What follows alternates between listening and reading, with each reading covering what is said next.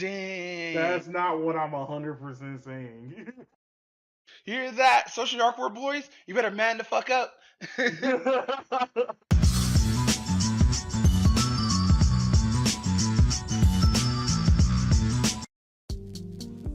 Yeah. Ay. Whoa. Ew. Yeah. Pop me a perk and I got the whole wallet. Met her trip like faucet. She let me do what I want cause I'm bossy. She let me do what I want cause I'm awesome. Cut a little beat, awesome, Jocelyn. We gon' get married like Nas and Khalees. We gon' break up just like Nas and Khalees. Bombings on my legs, Nikes on my feet. You gon' pay my motherfucking fee. I'm gon' paint her motherfucking feet. We gon' live amongst the elite. They came a long way from hanging in trees. My bitch hair long, look at her weave. All a nigga had to do was believe. Can I have some pussy, bitch, please? Can I have some time to myself, bitch, leave? Been going through some shit, can a nigga just grieve? Damn it, hoe, that's a nigga pet peeve.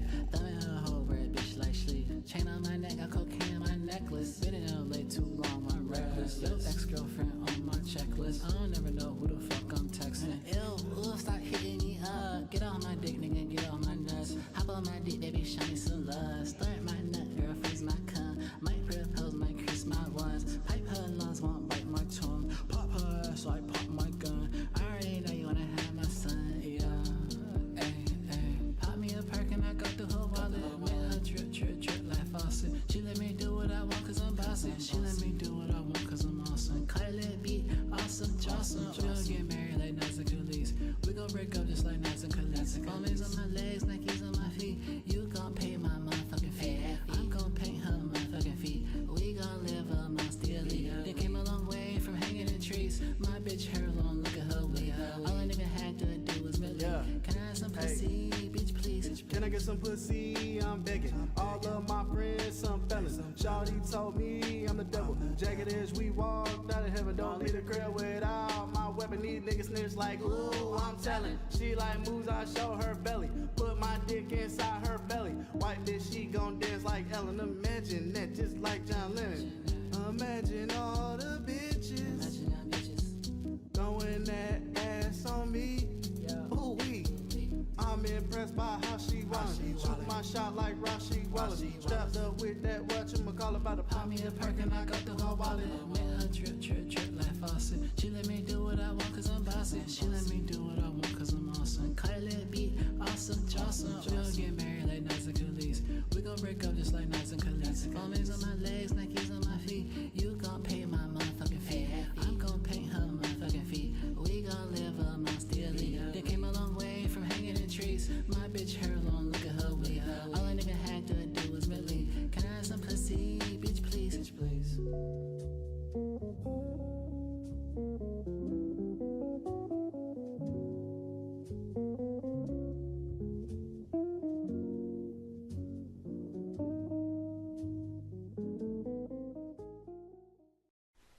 Bad boys, what you want, what you want, what you gonna do when Chevy John don't come for you? Tell me what you wanna do, what you gonna do? Yeah, bad boys, what you gonna do? What you gonna do when they come for you? Bad boys, what you gonna do? What you gonna do when they come for you? Nobody now give you no break. Police now give you no break. That old soldier man I give you no break. Not even your eyes now give you no breaks. Hey, hey, bad boys, what you gonna do? Or what you gonna do when they come for you? Bad boys, or what you gonna do? Or what you gonna do when they come for you? Cops is filmed on location with the men and women of law enforcement. All suspects are innocent until proven guilty in a court of law. ご覧のスポンサーの提供でお送りします。You so fucking precious when you smile.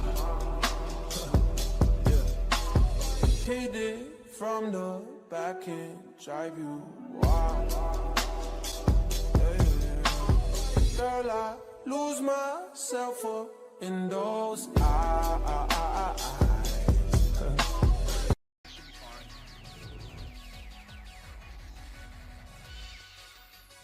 through this bitch.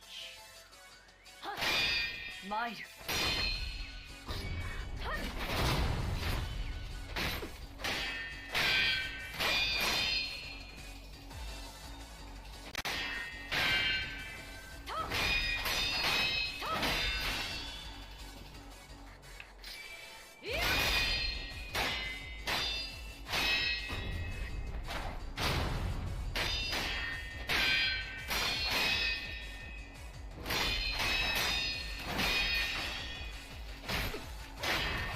No damage, let's go!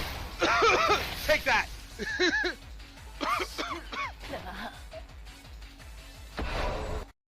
Ignoring him and whatnot, and he's all like, I lost a few pounds, and she looks at him, she looks up from her phone for like a second, and then looks back into her phone and doesn't really give a shit. Wow, she doesn't or he doesn't? Luna doesn't give a shit. Wow, Luna, why she gotta be such a dog? The fuck?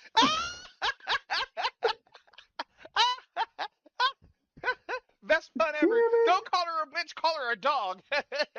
Damn it! One lonely evening alone home, end up with carpal tunnel syndrome. It might seem Coming soon to... You've just seen clout in action. Why? Because fuck them, that's why. Stupid faggot little cocksucker! Hi. Main system activating combat mode.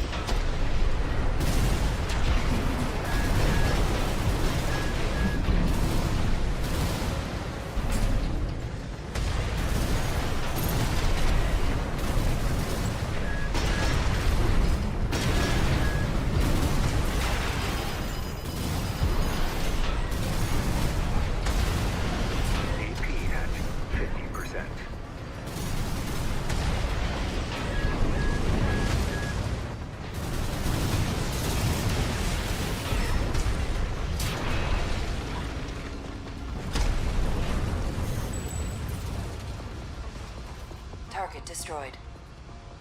Concluding evaluation. Well done.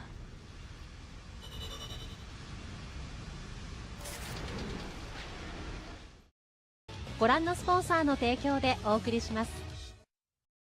You think you know me?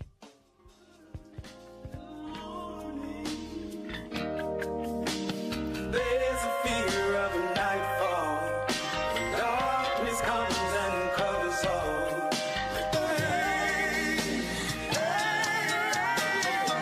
Sometimes we feel pain.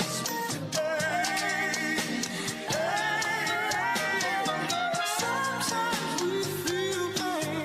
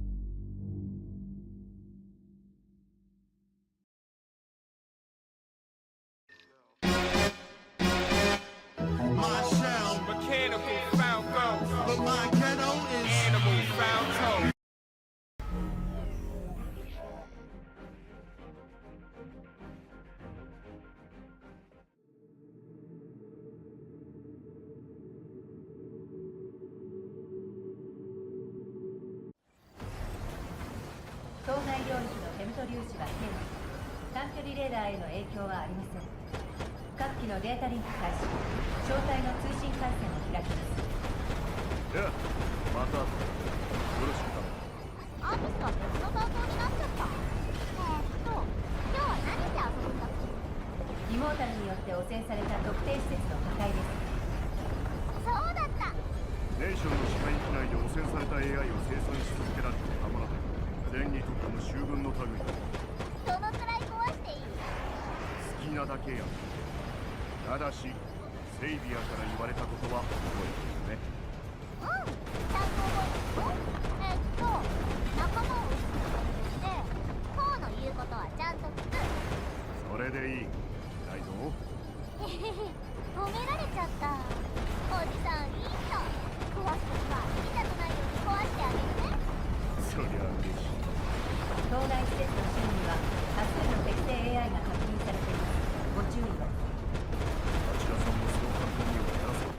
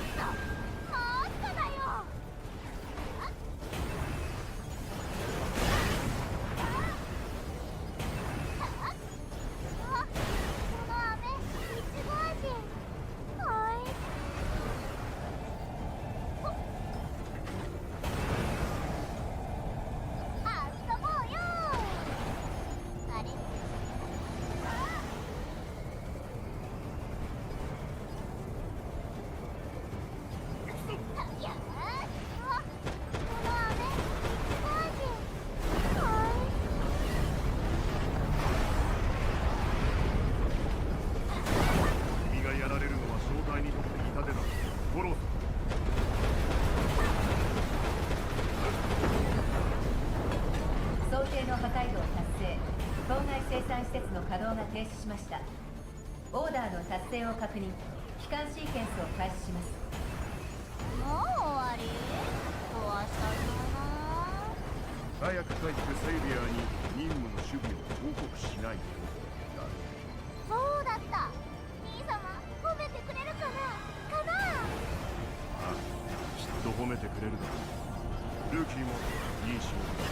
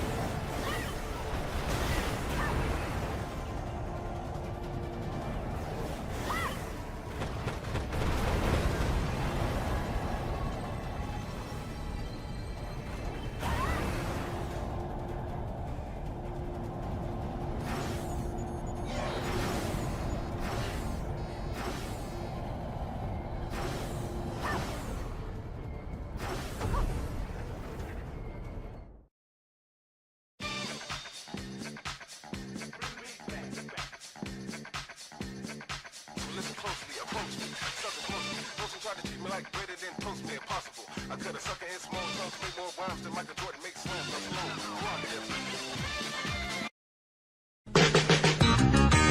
It might seem ill, feeling to be a dream guy till ice cream spills off Mrs. Paul's pie. Tonight's dreams for real. You can see the steam off his nice mean grill. It's coming.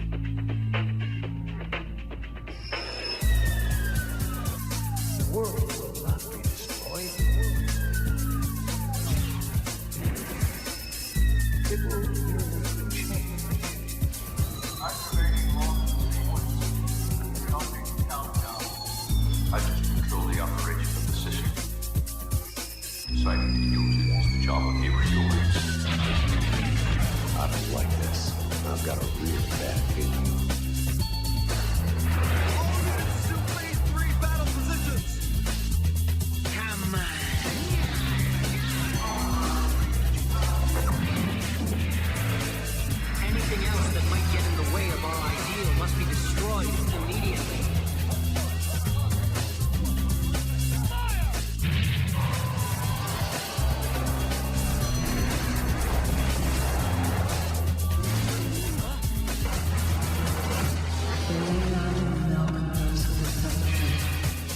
Are you crazy?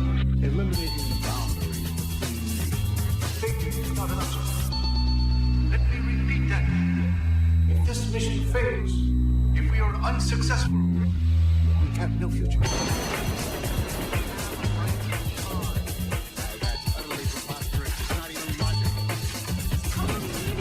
This is not meaningless. This result is natural.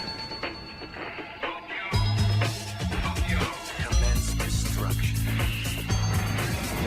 You are stopped on the road to glory! Enemies shall be the symbol of hope for this people. Yeah, whatever. That's what I mean. That's the attitude that's ticking people off. I'm trying to rid myself of my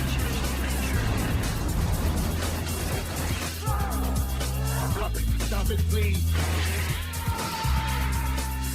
So you think you can blink God? Of course not. Stand aside! Well, it's just like it is with the stars. There are bright ones and there are those that are dim. Why can't I make you understand? This is insane! Nothing good can ever come from staying with normal people.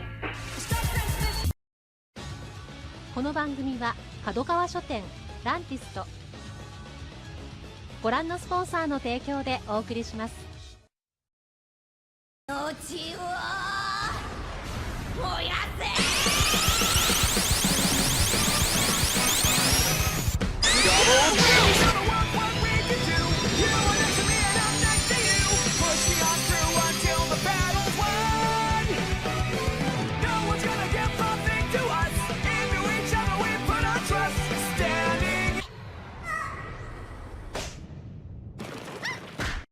Get him up, let him get up, let him get up, let him get up.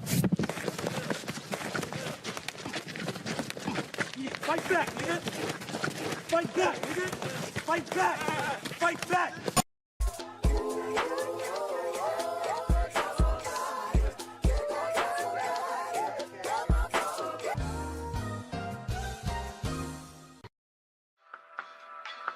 You so fucking precious when you smile. Hit it from the back and drive you wild. Girl, I lose myself up in those eyes. この番組はご覧のスポンサーの提供でお送りしました。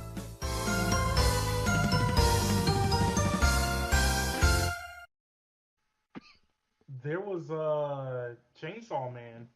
Oh, that yeah, did kind of end too. Fuck. So when did we last left off? Because I don't remember. I think we left off on episode 11, if I remember correctly. That's when they first showed the angel dude. Yeah, that's when they first showed the angel dude. Because remember we were talking about like how that was like an oxymoron. I know, right? I was like, yeah, that's definitely like an oxymoron move. Hey, man. Stomp him in the nuts. I'ma stomp him in the nuts. Stomp him in the nuts. I'ma stomp him in the nuts. Hey, yo. The Boondocks energy was strong in this last couple episodes, my guy. Hey, the tiger knee was strong as fuck, wasn't it? And like, fucking that whole clash. I know we're like going backwards in episodes, but that whole clash thing in the last episode or whatnot that they did, that was wonderful, my God. I was impressed. Facts. But no, let's talk about fucking Crazy Girl Kenobi, or how do you pronounce her fucking name, bro? Yeah, how is she so fucking quiet? It's like she's just. Right? It's like they show the clip of the bad guy there. Cut to the hero, then they go back. She just has a knife at her throat. It's like, where the fuck did she come from?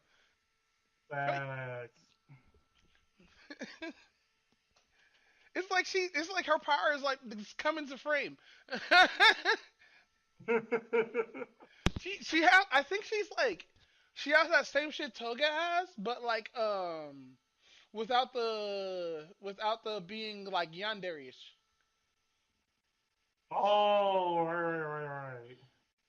Cause like I can't explain what the fuck she is, my guy. She's just like, cause she's extremely timid, extremely scared, and like, but she's a murderer.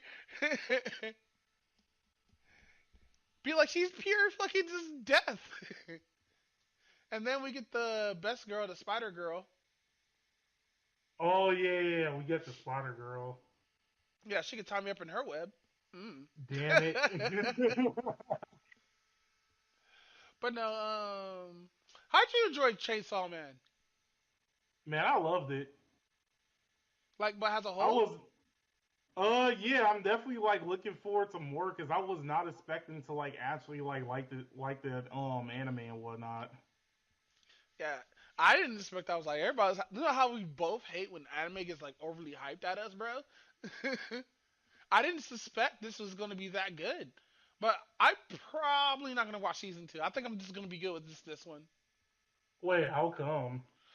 A friend told me something, and like, no, mind you, I'm probably gonna get to it, but I don't want to read it though because like, I believe if I read it, I'm not gonna be able to enjoy it once it comes out fully because this is gonna be an anime now. Now that I know it's gonna be like this, I'm gonna have to wait till the whole anime comes out and then watch it. True. And shit, I still gotta watch JoJo, by the way. Fuck, I didn't finish that yet. I'll probably finish that pretty soon. But no, fucking man, that was Chainsaw Man. I'll give that like, who's best girl, my guy? I'm gonna have to go with Power. I know like a lot of people like the iPad chick. Even though eye patch chick could get it, but bro, she threw up a nigga mouth, bro. I can't, bro. She vomited in my mouth, my dude. Oh, like, and she smokes cigarettes too. I can't. Yeah, that was weird. Well, actually, I'm not gonna say it was weird though, but like, but like, that was kind of interesting. Yeah, Power can get it, but I don't know her age. So like, I would say she's like probably secondary best girl to like, crazy yandere or whatever dairy she is. Yeah, that's true. She's way too petite for me though. That's the thing. But I don't know. She said it was either being a prostitute or this, and she took the latter, which is doing this. Yo, she thought this was the latter. Hey,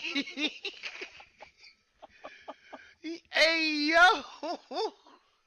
I know that was like the funniest shit. I was like, oh damn, it came between like trying to kill demons and then trying to kill demons or like trying to go into prostitution. Like fuck. Nigga, she'll be a bomb ass prostitute if she has that kind of mental game with weapons, with the demon killing.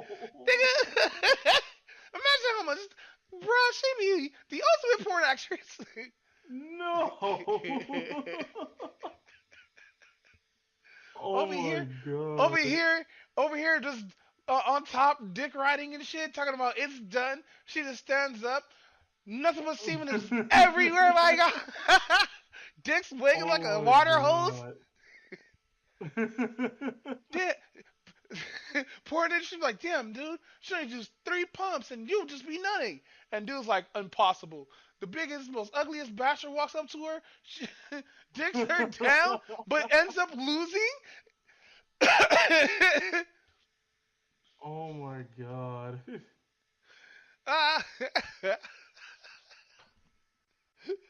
She be calling niggas 2 pump chumps and shit.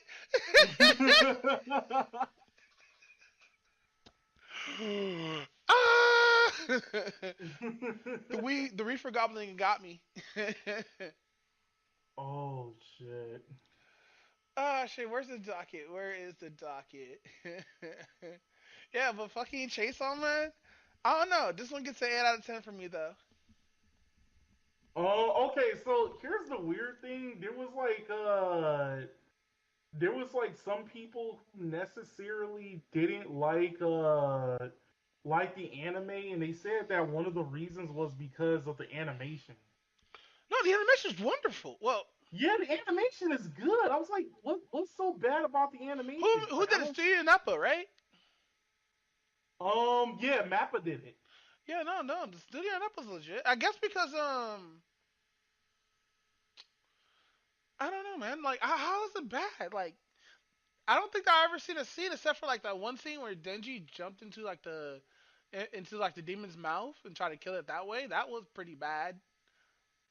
But then again, we did see two different parts, and we saw the part at the beginning which looked good, but then when they showed it the second time, it looked kind of terrible. But that's my only gripe with it. But like other than that, the anime's solid. I mean, you're not wrong, but I'm just trying to figure. I mean, for like the long, I should have asked, but like for the longest, I've been trying to figure out like what about the anime was trash. No, it sound like haters. It definitely sounds like haters. Don't get me wrong, but I'm just like, what about this anime was trash? I have been reading a lot of comments from a lot of keyboard warriors on anime forums and anime discussed comment boards that are under like certain animes and shit. Like Kiss Ass Anime has the biggest one, and it's fucking filled with these assholes. There's this one dude that hated the fact that Denji was just a horn dog whose goals was the most stupidest fucking goals.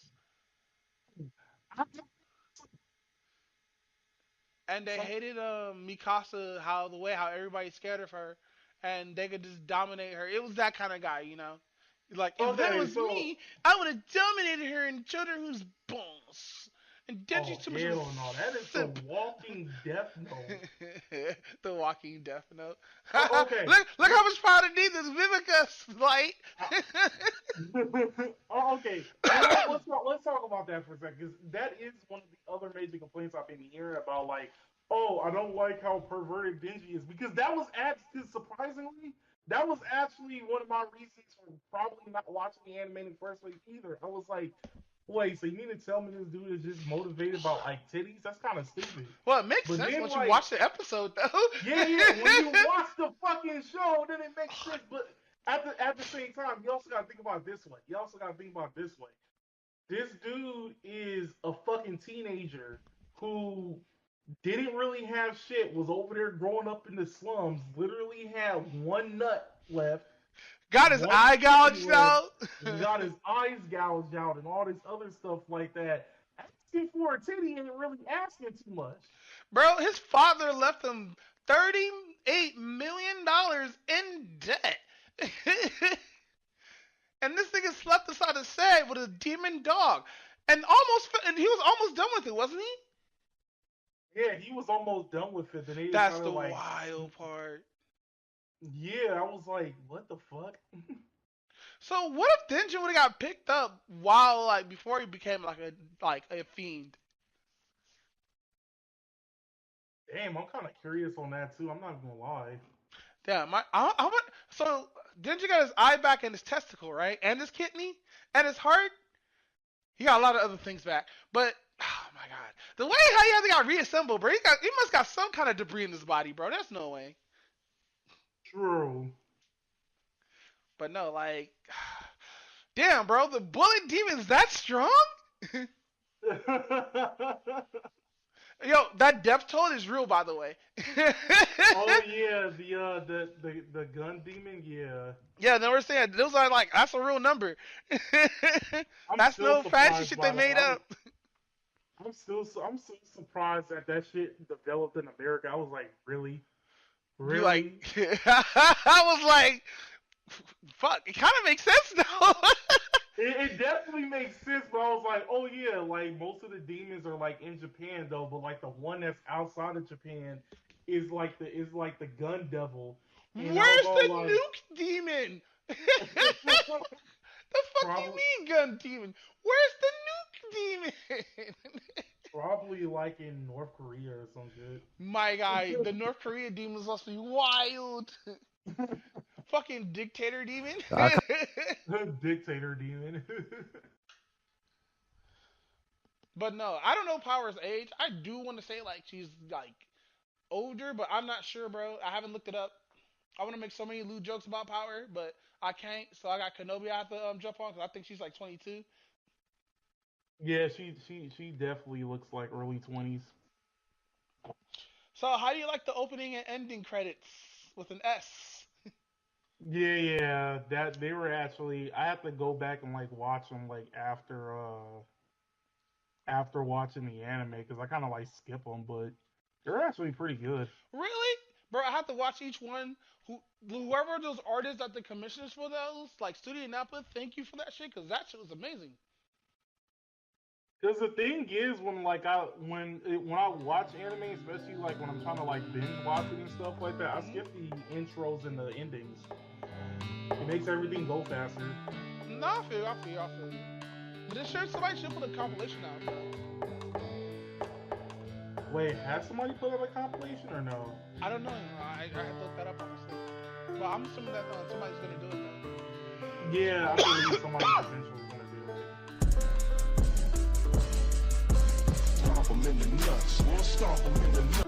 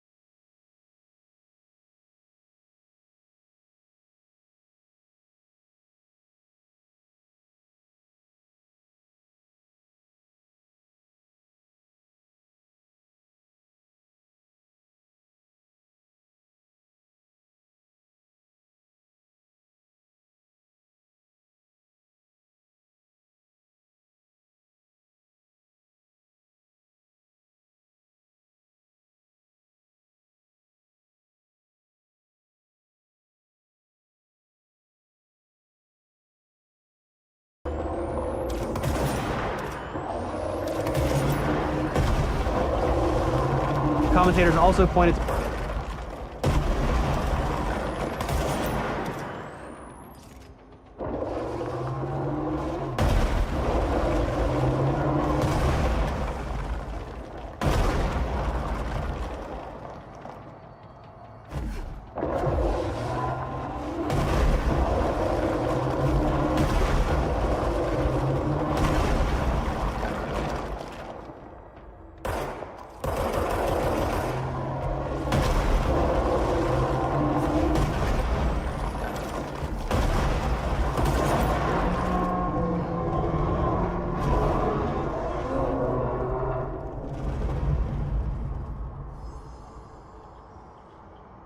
did like flamingos.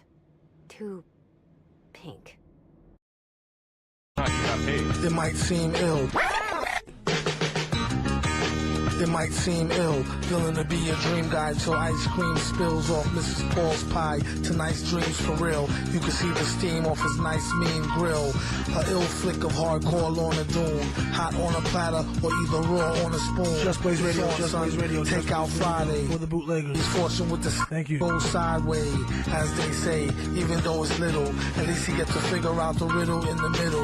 Once in a blue moon could use a good nutter butter, even if it's homemade, amateur with no cutter. This one go out to the old man at the cookie bar, and the child standing with his hand all in the cookie jar. Forgot to close it, although he swears he meant to. 50-cent joints with the chewy cherry center.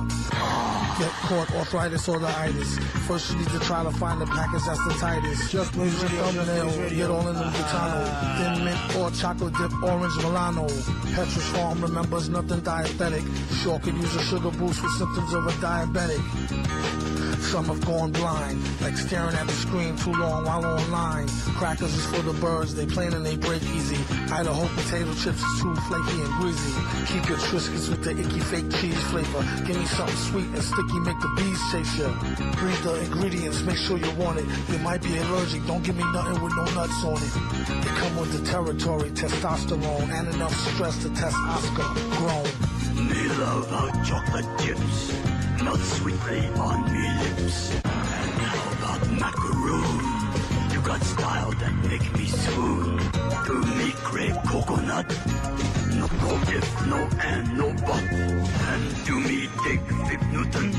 Cowabunga, sure as shootin'. The perfect midnight snack. Matter of fact, rig the whole pack. Okay. Even if I hit skid black, I have to keep a pack of them. Okay. Remember as kids, going back, we always jack stacks of them. In the back, find them on the rack. I need another pack of them. The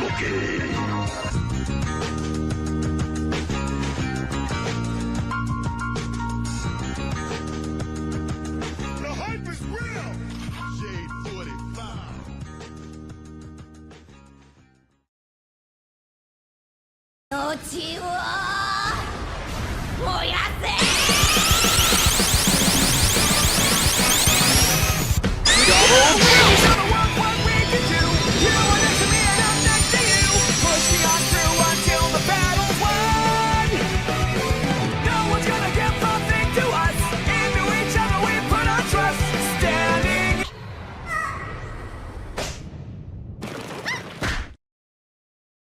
Ignoring him and whatnot, and he's all like, I lost a few pounds, and she looks at him, she looks up from her phone for like a second, and then looks back into her phone and doesn't really give a shit. Wow. She doesn't or he doesn't? Luna doesn't give a shit. Wow, Luna. Why she gotta be such a dog? The fuck?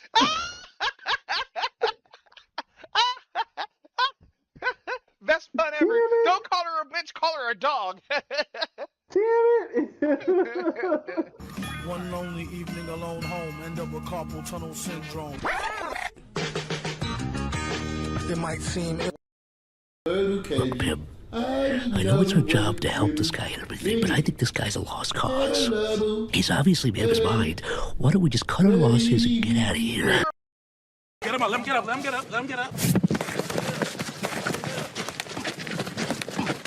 Fight back, nigga! Fight back, nigga! Fight back! Fight back!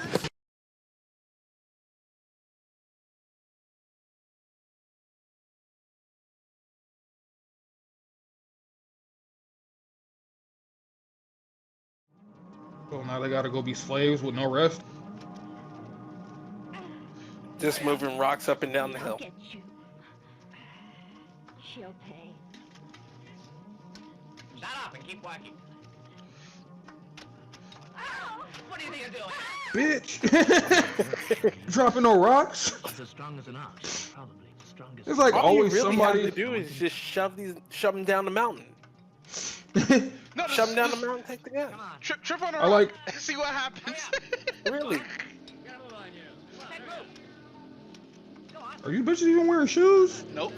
Nope. Damn. No, they are. That's gotta hurt. They're wearing some kind of weird slipper.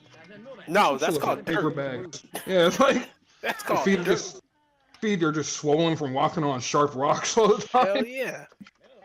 They got them Street Fighter feet. That's you learning how to fight like Ryu. God damn. Oh, and then they gotta go back outside? Holy shit. Look at them dropping like flies. Rape, rape, rape. If you rape. fall, you will be raped. Yeah. Rape is the cue. I mean, passing out is the cue to get raped. Yeah. Bro, this seems like a hentai plot.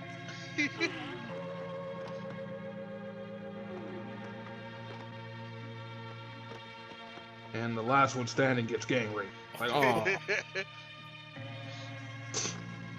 Oh, they don't get food too. She just I sitting don't there wanna with pass food. out. I don't wanna pass out. Bitch, you don't wanna pass out? Me, so you want to feel after I'm done whipping you.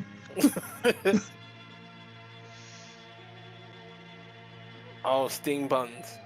Oh, that's cold. Bitch, get these buns out my face. Oh, they're Bitch, fighting. give me them steam buns. That's kind of hot. Don't kill her, that's our job. You wanna fight? Right? I'm gonna flunk the loser. Ooh. I like how that sounds. Round one. Let's go. Round one filled with the rape. Go ahead. Oh! Bitch, I said do it. Kia.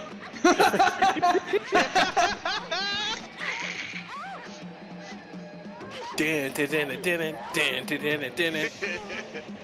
is what every man wants to see in a prison movie. Like, what was that bullshit? The New Orange is Black? Fuck that show. This is what that shit should have been. Bitch, wake your ass up. You lose. Oh, damn. That might be kind of refreshing. I don't know. They're in militaries without borders now. Yeah, how are they gonna escape? You make a boat. What boat? You make one. Her pants are all shitty. About face. Oh, they're about to walk to the ocean? Better chance of swimming the freedom out there. Oh, they're about to have some fun. Look at them splashing water in their feet. Yay! Yay! I'm splashing. Are they gonna take any tops off? You seem like a flat Asian boob. They don't have any nudity yet. That'd be great. Oh, is this their bath time? Bath time. That sucks. You gotta go bathe in the dirty ass Are they about to jump fucking her? ocean. Probably. Shower jump. Pelt that bitch with rocks. Oh, bitch! No! Dumb hoe. How they know all these rocks are in the water?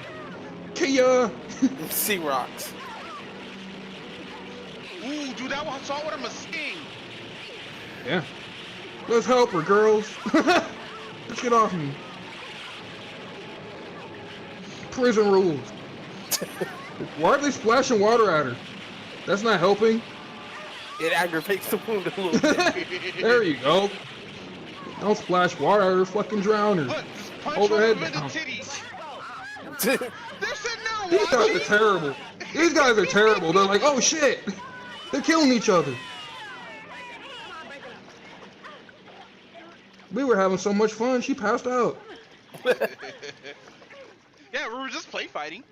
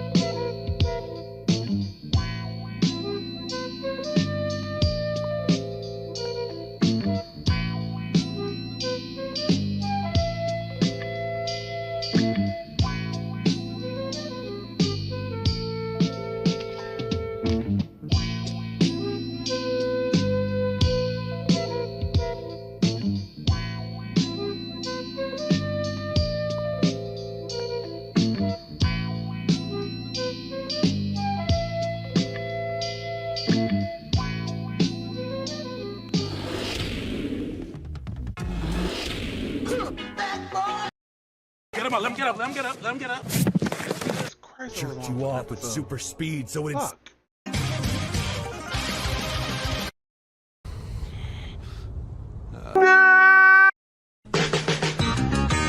It might seem ill, feeling to be your dream guy. ご覧のスポンサーの提供でお送りしました。 You gonna say that, Gordon? If you don't like English voices, why do you read manga in English, bitch? I've been trying to read You're just too Japanese lazy for to learn years. Japanese.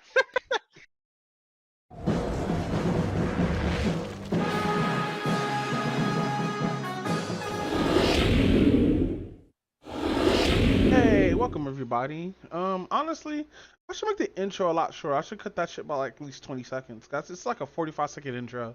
Because like I threw in like clips from like the fucking podcast there. That shit looking a little bit too long. But yeah, Gunther, like I'm terrible with music or whatnot, but like get music is get music. Like if you made it, I want to see it as good anyway, because that's something I can do. But like yeah, I do hear the stars that I played in what's the name? Like everybody, literally me. But no, yeah, that video take way too long. But no, the song sounds nice, man.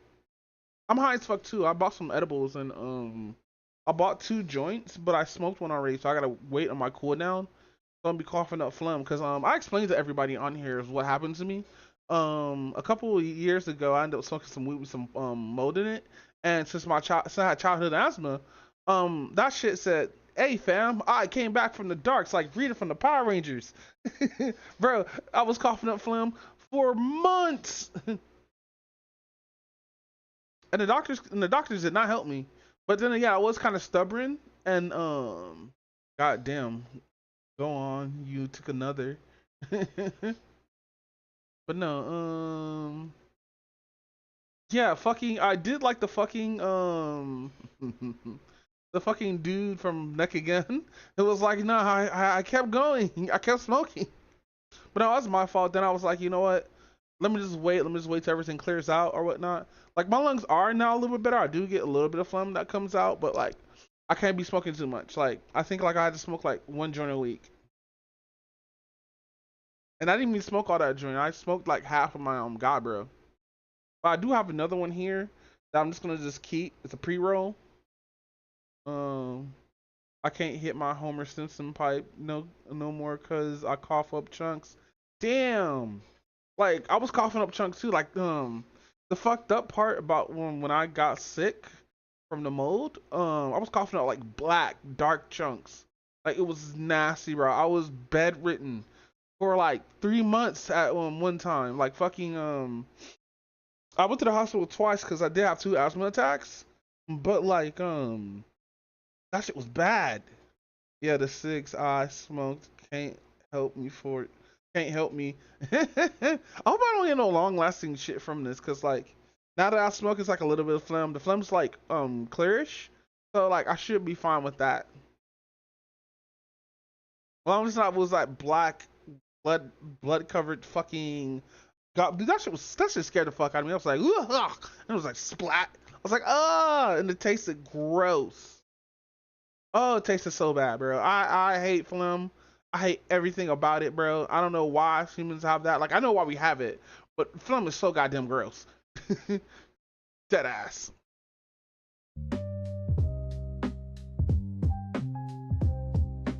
Yeah, it takes a lot. Yeah, let's not talk about our lifespan for a sec. After lifespan for a sec. Nah, man. Fucking, I still got the debuff on. It's just on the really, really, really slow timer. But no, I gotta get to this because I haven't did this in a while. Also, next week I'll be working on doing fuck. Now I'm trying to think. I'm gonna be doing. Can we get all of these? No? Oh, because we don't have it on that one. We have to put on pencil. Actually, airbrush will be fine. Lada ain't the only one that one's blitz so cool. Yeah, dude, I'm high shit right now, bro. Like speaking of see the new PFP on Twitch. What art? Your art? Hold on.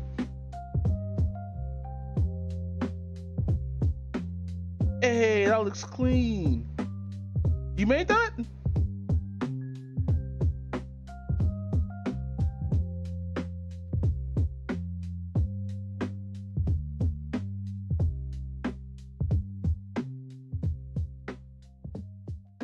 Can I get my... No. How come this is not working? Gotta use my mouse, so... How about my brushes? I have more brushes than this.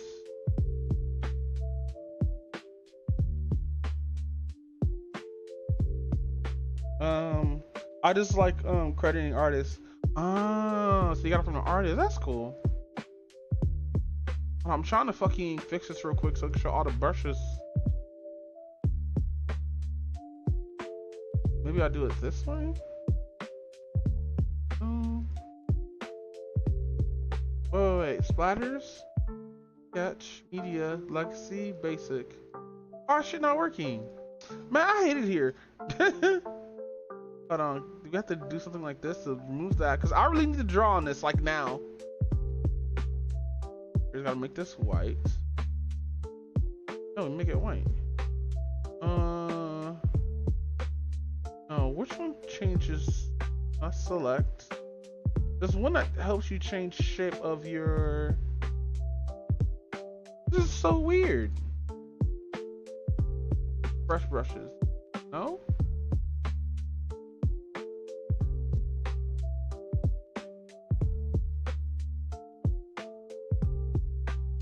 Why is this the one here? Oh, that's so weird, huh? We're gonna reset this real quick. Go to here. We're gonna... Oh, here they are. Oh my god, I'm such a fucking idiot, bro. It's supposed to be over here, though. Alright. Oh, I'm really hot right now. Dude, tomorrow I finally get to play the New Vegas again. Wait, what do you mean New Vegas? Oh, Fallout New Vegas? I'm so stupid. Ignore that, man. But no, I don't want to play New Vegas, but like, I know people are gonna hate me when I say this, and this is just my opinion. I just like Fallout 4 a lot more better, and this is my first Fallout game too, so like I'm gonna like it. But like, I see the appeal in New Vegas because it's super fucking unique. But I can't wait till we get to see New Vegas in the show, because I actually do like the Fallout show like a lot.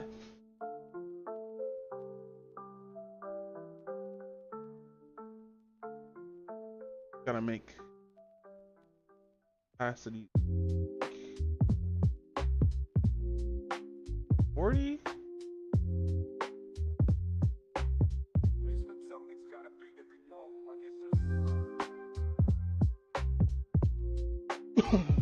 Yeah, keep in mind, I just cause like I like New Vegas doesn't mean I'm submissive to the beautiful fanboy. Stop.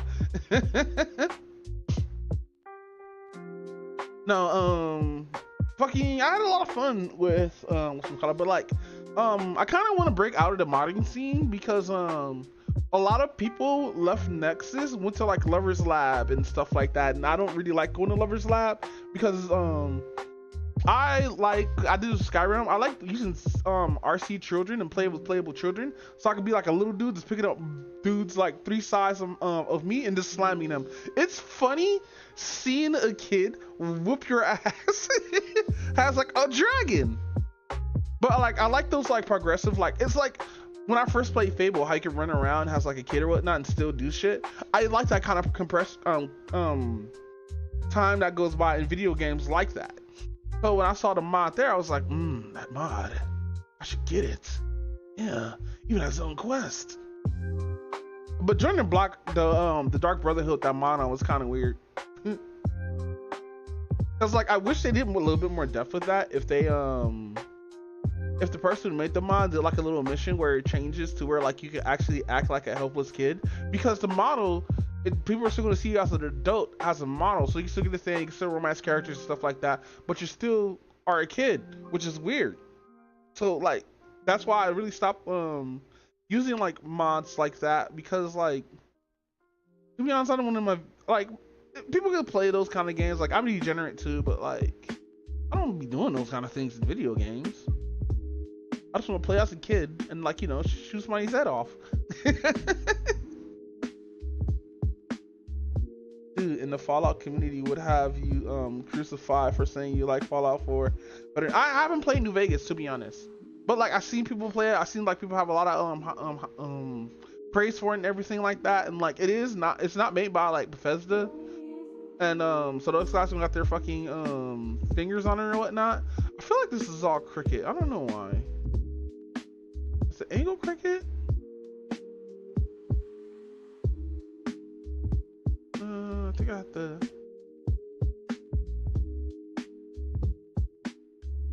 I will pay you to play New Vegas, no cap. I really don't want to do that because like knowing me and knowing how the game is, I'm gonna have to mod it. Like, mind you, how do these look? Mind you, I will play like vanilla, but once some shit breaks, because oh my god, shit breaks in Bethesda games. Like holy fuck, bro. Like fucking I've never seen so much game breaking shit in vanilla. Like I had this one thing right in Skyrim where I'm supposed to be going behind like one of the taverns where you talk to home chick about when you have the secret meeting or whatnot, and she got stuck on the stairs and I couldn't get around and I couldn't teleport out or whatnot because she wasn't moving like at all.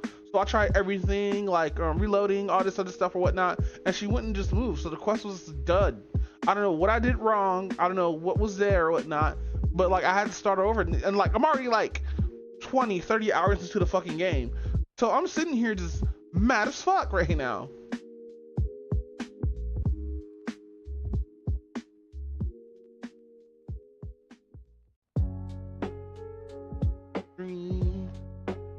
Yeah, dude, I had the funniest video of Fallout New Vegas. That was the funniest shit.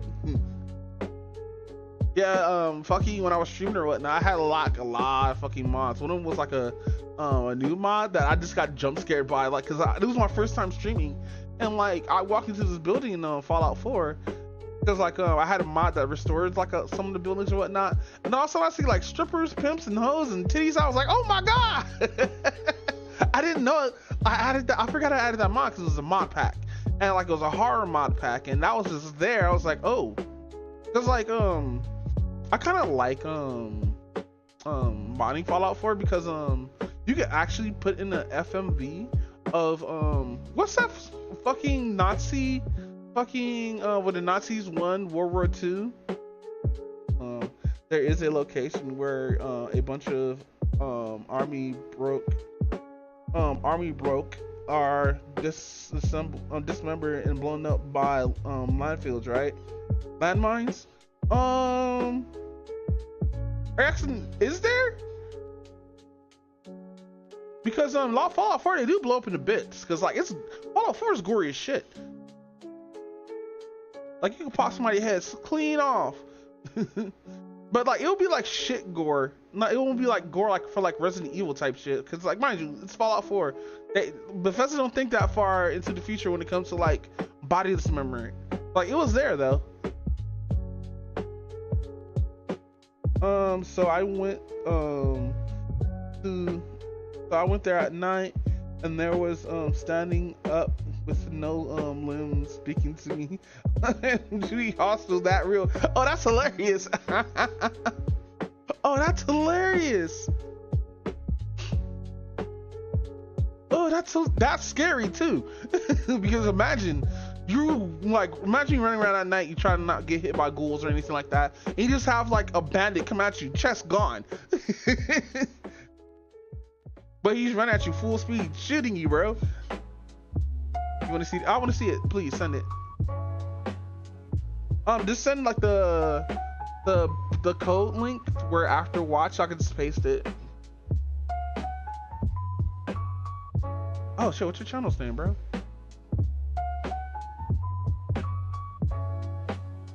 You know what I should just do? I should just do it in else like that. I should just. Arm accessory. No. What was it? Is it for like body? body. Quick. Oh wait, you got it in your channel, don't you? I'll check on your channel. DOOMBOT. Aw, boo, you don't have your fucking YouTube here.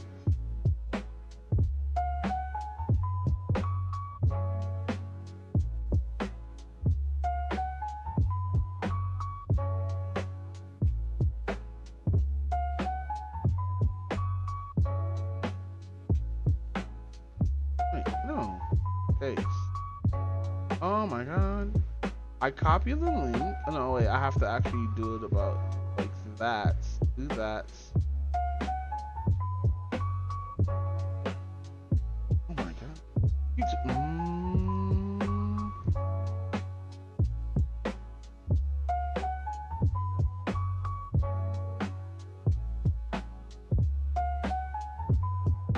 Gotta do it like this? Yeah.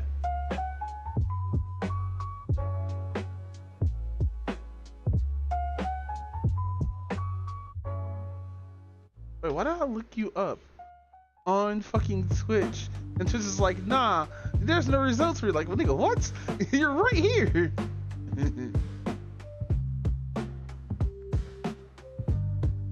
Copy.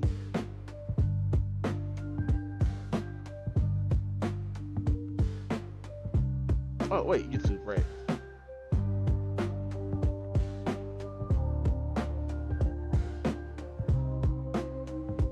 What is your YouTube stuff? Because I can't find it. I thought I could find it through going to your Twitch, but I'm so high right now. I gotta play this video though. Hold on. So this one came from Deliverance. What is it?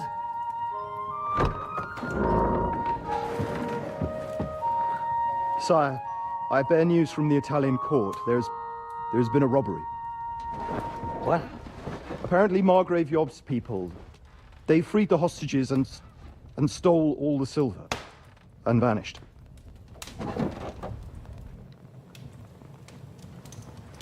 All our silver?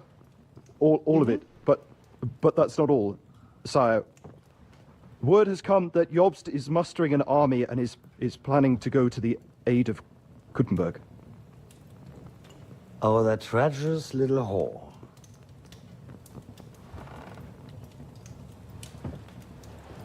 That snake. That fucking turncoat! Get out!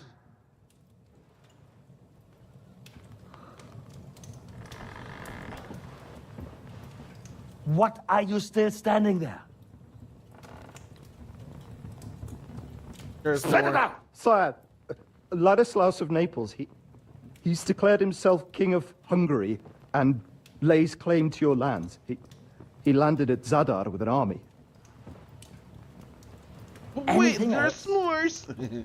Well, your Cumans plundered the estates of the House of Wallstein. The widow Anna is demanding compensation.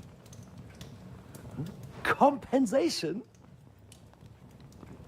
Compensation she wants, that little widow? And how are we supposed to pay that when there's no one even capable of guarding our treasury in the middle of fucking town?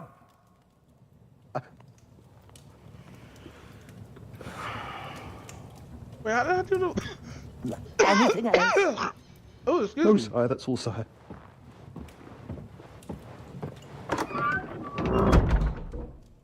This okay, so this fucking country!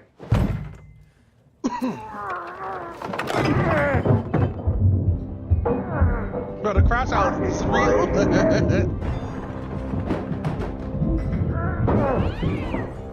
Look at the cat, not the cat. He's looking way better. Battery low. So, I don't know why. Where the fuck is the rest of her? So that's a that. That is that. We're going back to Hungary. Get packed immediately and give the orders.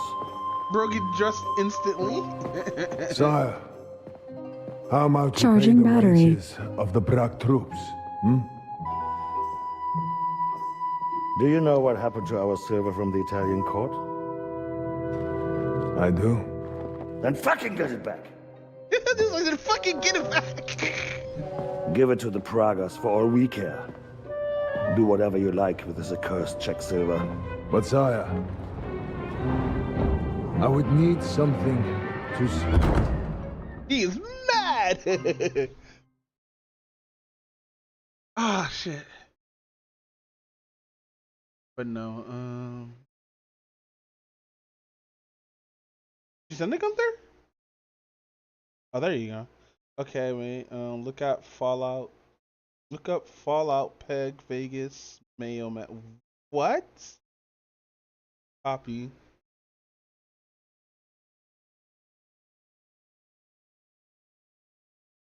This is the first one?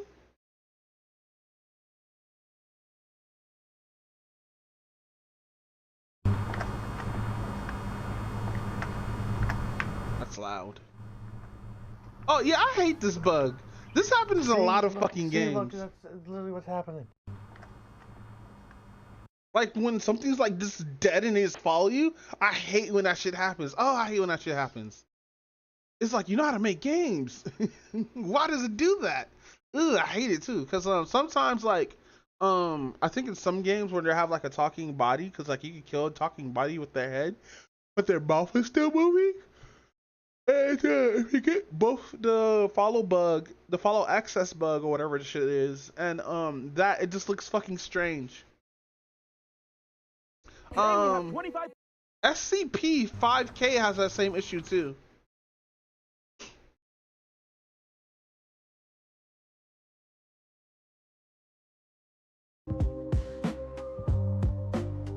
Alright, so that's what it's saying to you. No, I did not.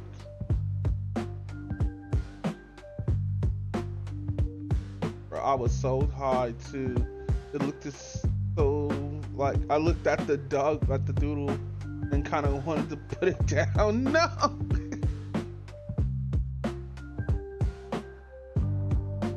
But no, yeah, I gotta do this shit too. Fuck. Ugh.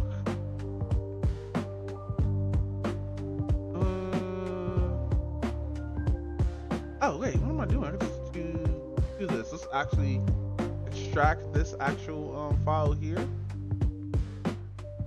Let's export. Oh shit, is it Nels one? We're gonna put in this Nels one.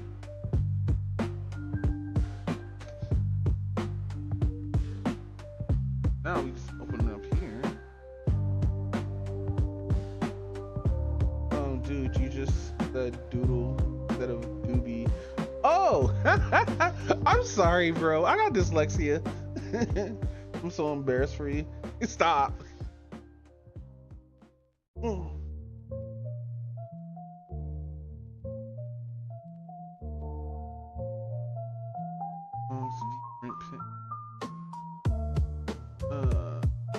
Other tools and programs.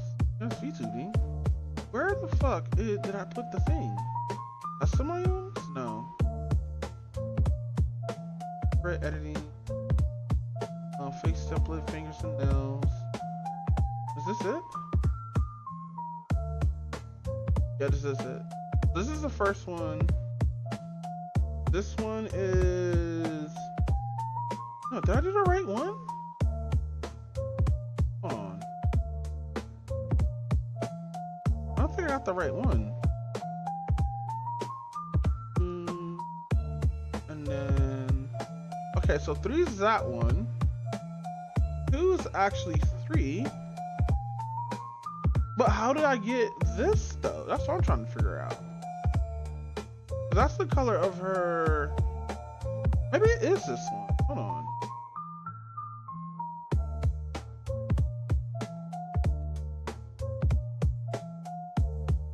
Yeah, because this one's like cut off here at the bottom. So yeah, we figured it out. But yeah, I love New Vegas, but seriously, that bug made me put down the game.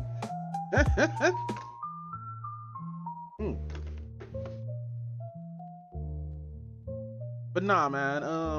The craziest shit that I ever seen, actually, if my ex was here, she would tell you the craziest thing that I've seen. God damn it! I know my battery's low. No longer cords. Hold on. See if I could just do this, because the cord's being like shortened. Battery low. Gets fucking tangled, because like shit gets super fucking tangled, and it pisses me off. Battery low. And it makes the cord shorter than what it is. When I know this cord's like a 10 feet. I have 10 feet of fucking USB cables for each device that I have. But no, you wanna fucking be all weird. I'm sorry, I'm crashing on the fucking cord, getting tied up in the fucking. And it's the main thing that's probably battery low. Everything tangled. It is the main thing that's tangled. That's crazy.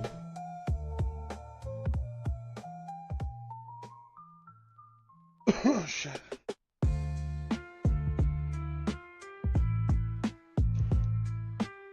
Charging battery.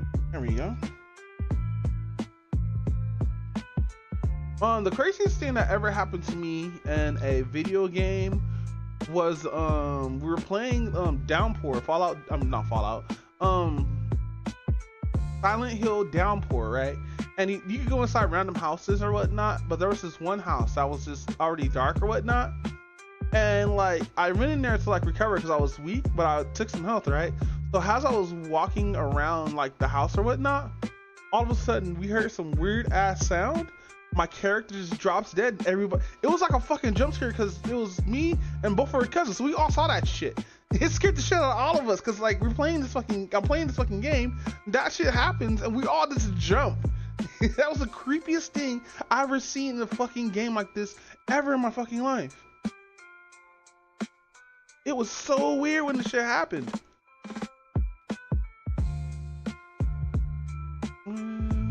All right.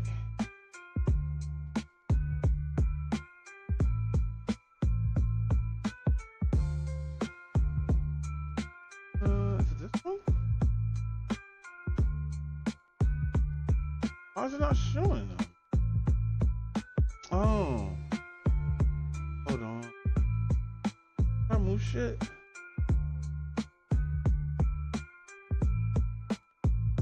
Can I move you, please? Hold on.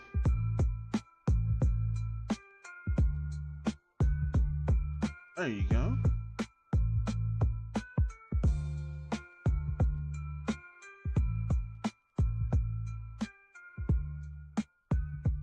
File view select. It's supposed to be a thing where you can just center it. I think it's transform, but I don't see transform here. Here, transform. Offset. No, we should be fine. We should be fine. Alright, so we're gonna do here what we did with the paintbrush. So let's do this first. No, should be Gucci on it. Let's see if everything's symmetrical first. Yeah.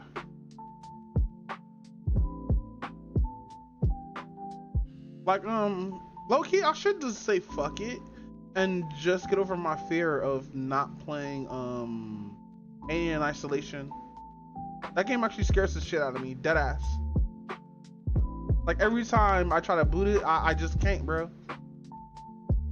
Game's too scary for me. I'm too bitch made for that game. I don't feel like Xenomorph's like coming for you, booty hole, deadass. Cause I actually do have a phobia towards like shit like that.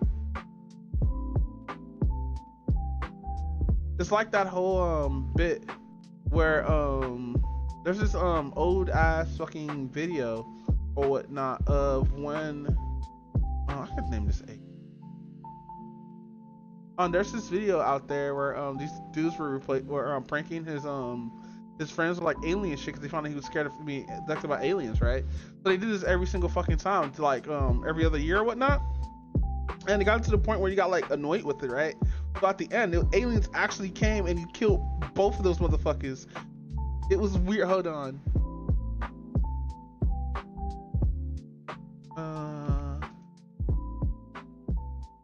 Alien. Gotta spell alien. Alien. Here it is. You're on. Yeah. It's like 3 in the morning. Alright, ready? Ready? You know? Yeah. Okay, it's like 3 in the morning. We're outside Chad's bedroom. Chad.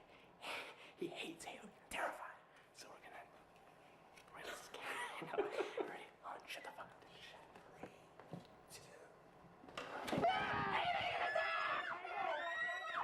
He's fucking his girlfriend.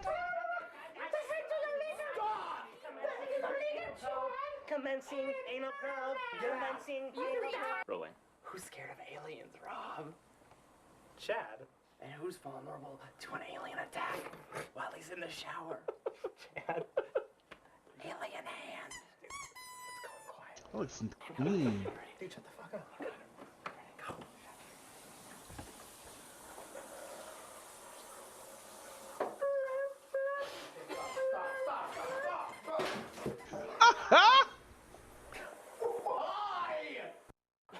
It's a little after 4 a.m. 3 weeks later. Guess who has an important meeting in the morning?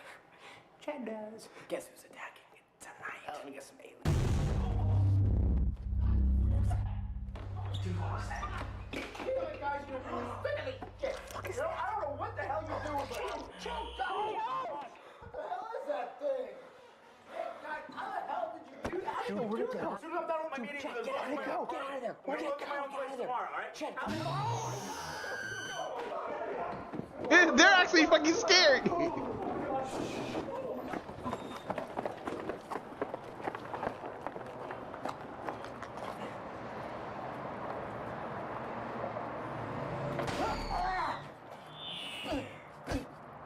He beat up the aliens? Dude. He shoots it.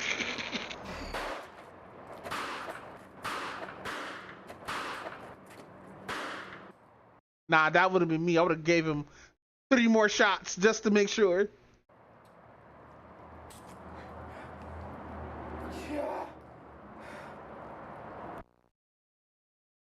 Oh, I would have given him like 12 more shots just to make sure. Oh shit! Wait, we got the Starfield DLC? 11 months ago. Oh, I love you. See, this is also another reason why I can't play Bethesda game anymore. Like, I'm just gonna stick to like stuff that's modded perfectly, like Fallout 4, and that's the only Fallout that we only have that's up, like, you know, that's caught up. You know, you can't have mods like Starfield around here. Todd Howard, slippery little bastard. Let's take off that mask, shall we?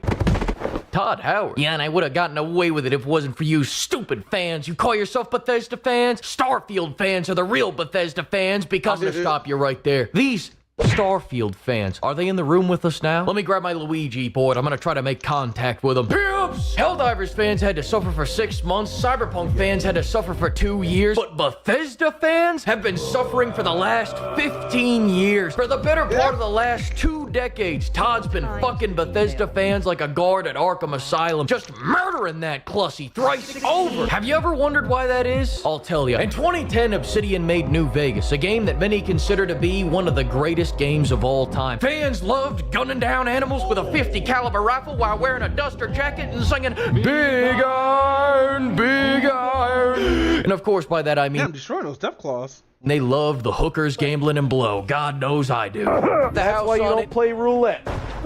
But Obsidian didn't just make New Vegas. They made Todd Howard their bitch. People respected Todd's baby, but they loved Obsidian's baby, and Todd disliked that. Todd was disrespected by that. So Todd made a pledge to punish Bethesda fans for the rest of eternity. Todd would force the Bethesda fans to hype up every game he made, market it like it was gonna be even better than New Vegas, and then rug pull them on launch with their worst game yet. He would make the fans like Sisyphus pushing the BB VW up the hill. Surely it would devastate them, Todd thought. Stomping all over him like that for decades, it would break any fan, he thought. But unfortunately, Bethesda fans are into that shit because they were never in it for the games in the first place. They're in it for the hype train leading up to the release. They're freebasing off that high of limitless possibility. They're getting off on the foreplay. They don't even need to fuck. Better than New Vegas? Worse than New Vegas? Who gives a damn? Todd could schedule his next shit for November 11th, and Bethesda fans would start speculating on how big it'll be. They're struggling.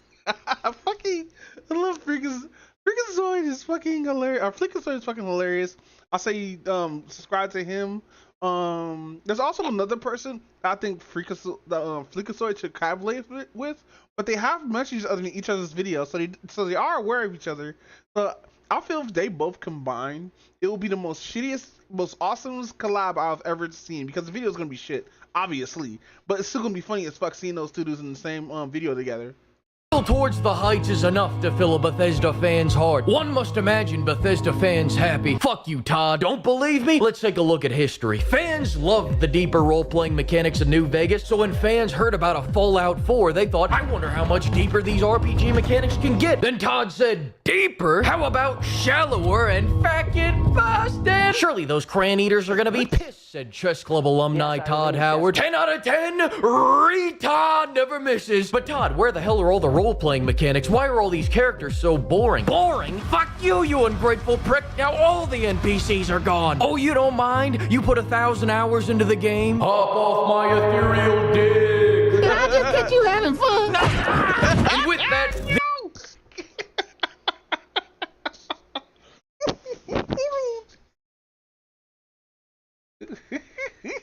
Why are all these characters so boring? Boring? Fuck you, you ungrateful prick. Now all the NPCs are gone. Oh, you don't mind? You put 1,000 hours into the game? Hop off my ethereal dick. Did I just catch you having fun? And with that, the only fan of Fallout 76. Deadass. He was like, did I just catch you having fun? Slapped the kid so hard he did a cartwheel.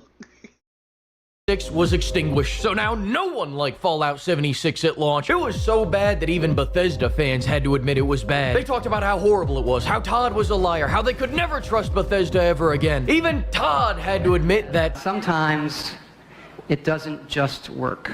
Listen, we messed up, people. We know we made an MMO where there's nothing to do. That being said, buy Starfield where there's nothing to do on thousands of maps. Gargle the slot pipe. Consume the slot, you window lickers.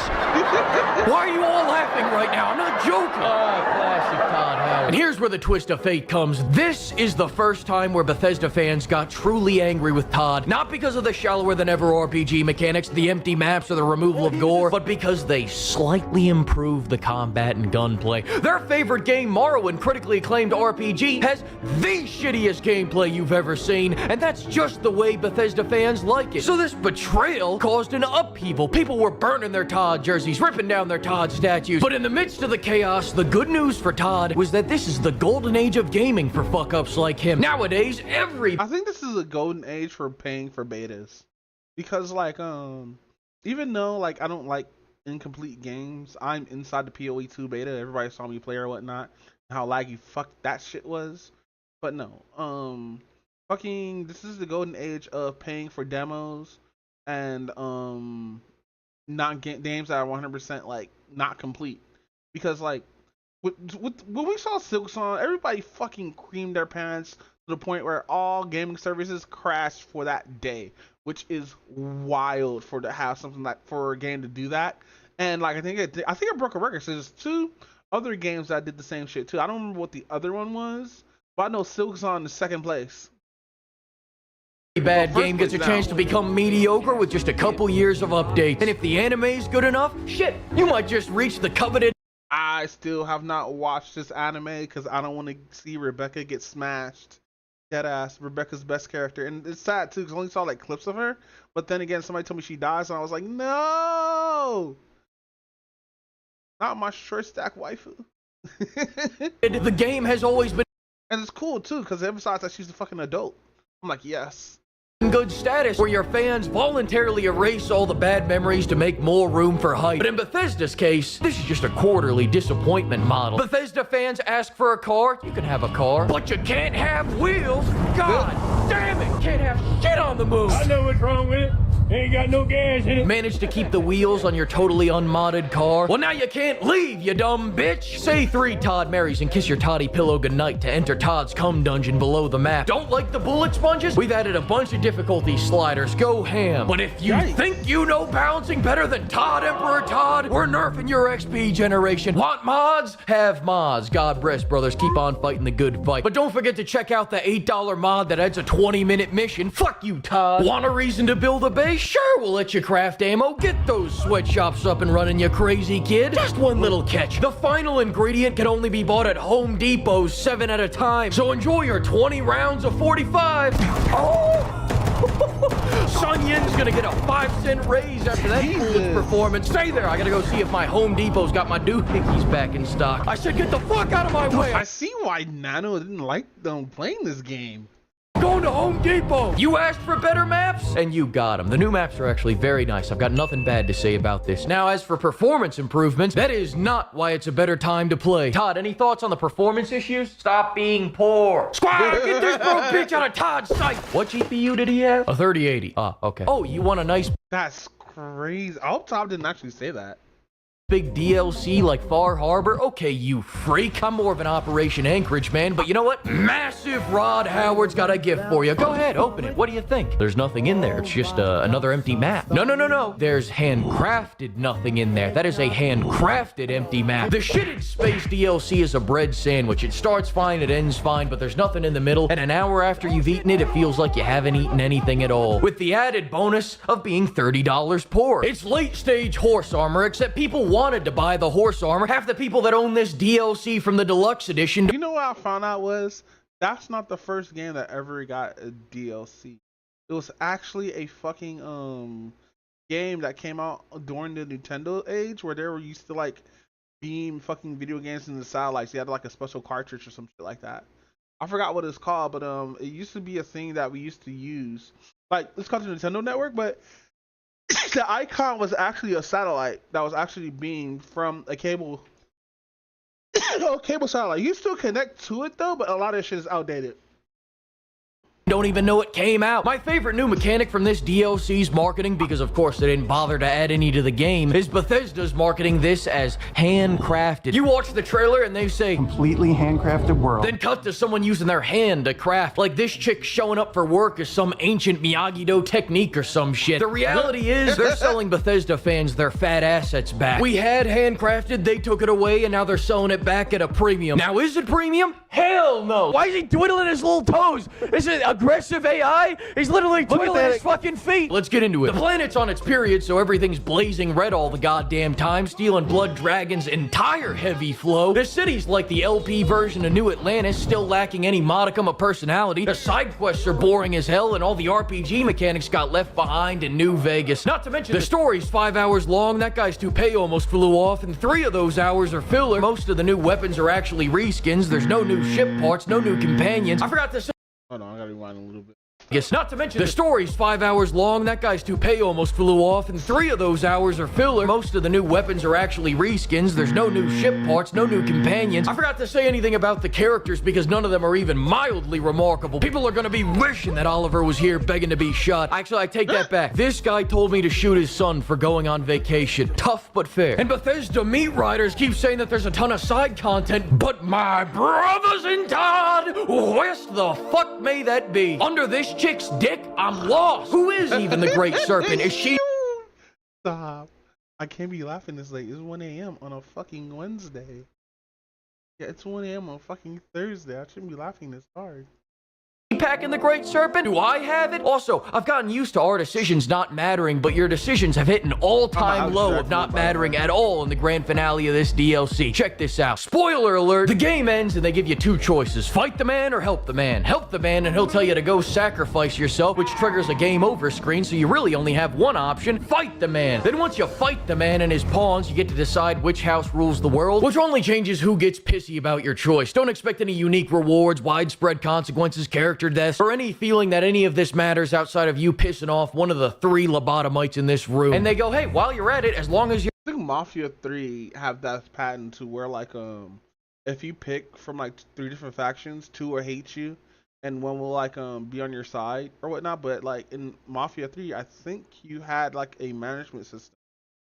Decide and shit. Holy war on the Gentile planets, yay or nay? Say nay, and they go, fair enough. You get an apartment, go take a nap. Say yay, and they go, all right, we'll go start a holy war, but you go start the holy snore, buddy.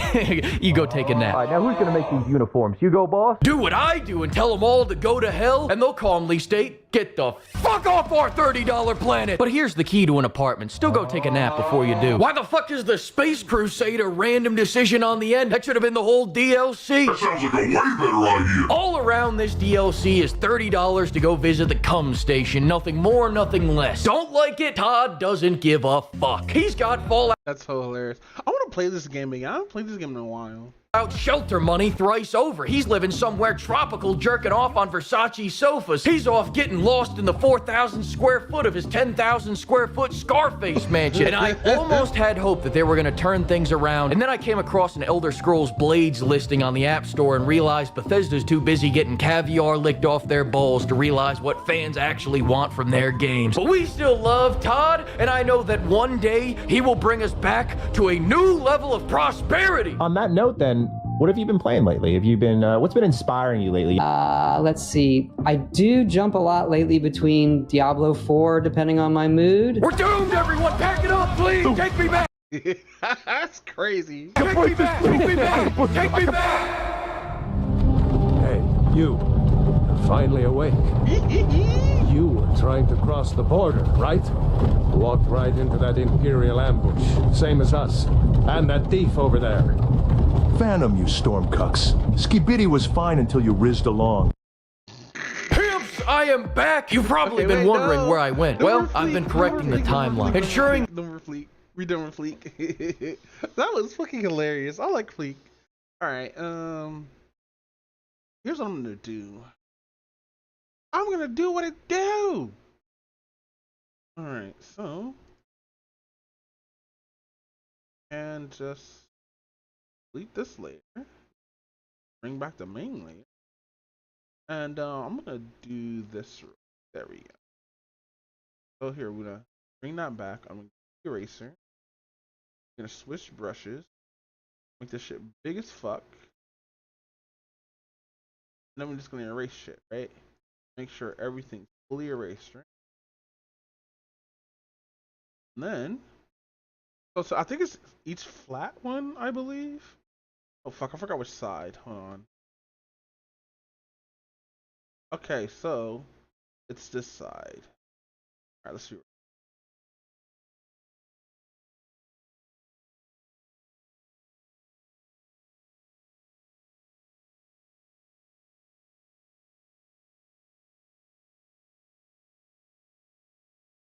Why is it so big?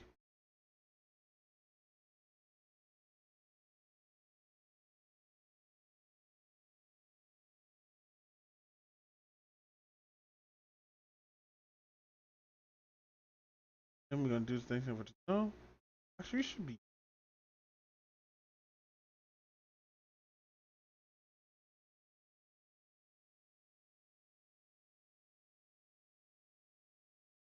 Yo, should be Gucci. So now, when we upload this, make sure shit is symmetrical. So now, when we export has for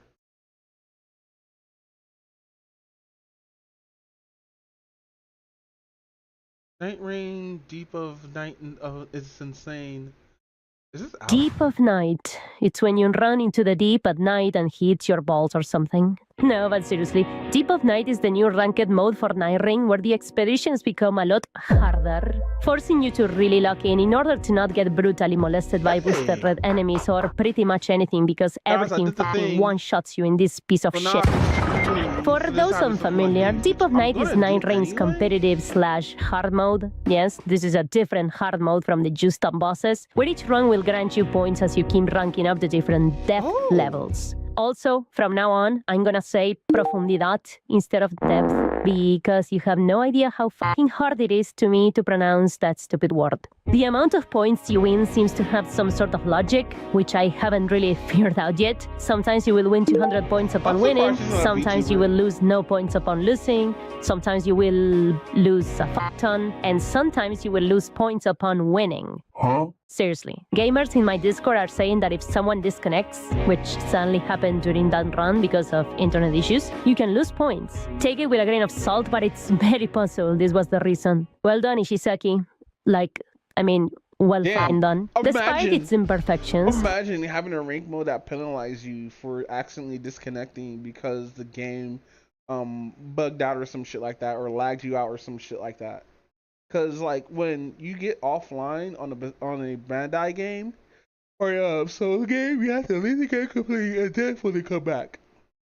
Having these profundidad levels to strive for really makes you want to keep playing, to just keep the grind going. As far as I know, there's a total of 5 profundidad levels, with level 5 letting you grind all the way to 9,999 points, which is kinda weird because it says that the darkness extends onto infinity. But I heard the rumor that this was just a mistranslation issue, so yeah, infinity now means 5. But it may also mean the amount of money you have to pay for some games on Steam. I mean, seriously, do developers even know their target audience? The average gamer hasn't seen a job application in their whole life. They're very low on capital. Luckily, even if you're a gamer with some little savings for, well, whatever the fuck this is, I would say you're in luck. Because instant gaming has got your back. As a Lucky, the last time I seen a job application was 2017. website with over dad in the family account, so definitely I saw another one in 2020 24, but nah. But I did ask a couple of homies could I work without like filling out the application. Like, yeah, I don't think anybody does paper anymore. I think this is all 100% digital.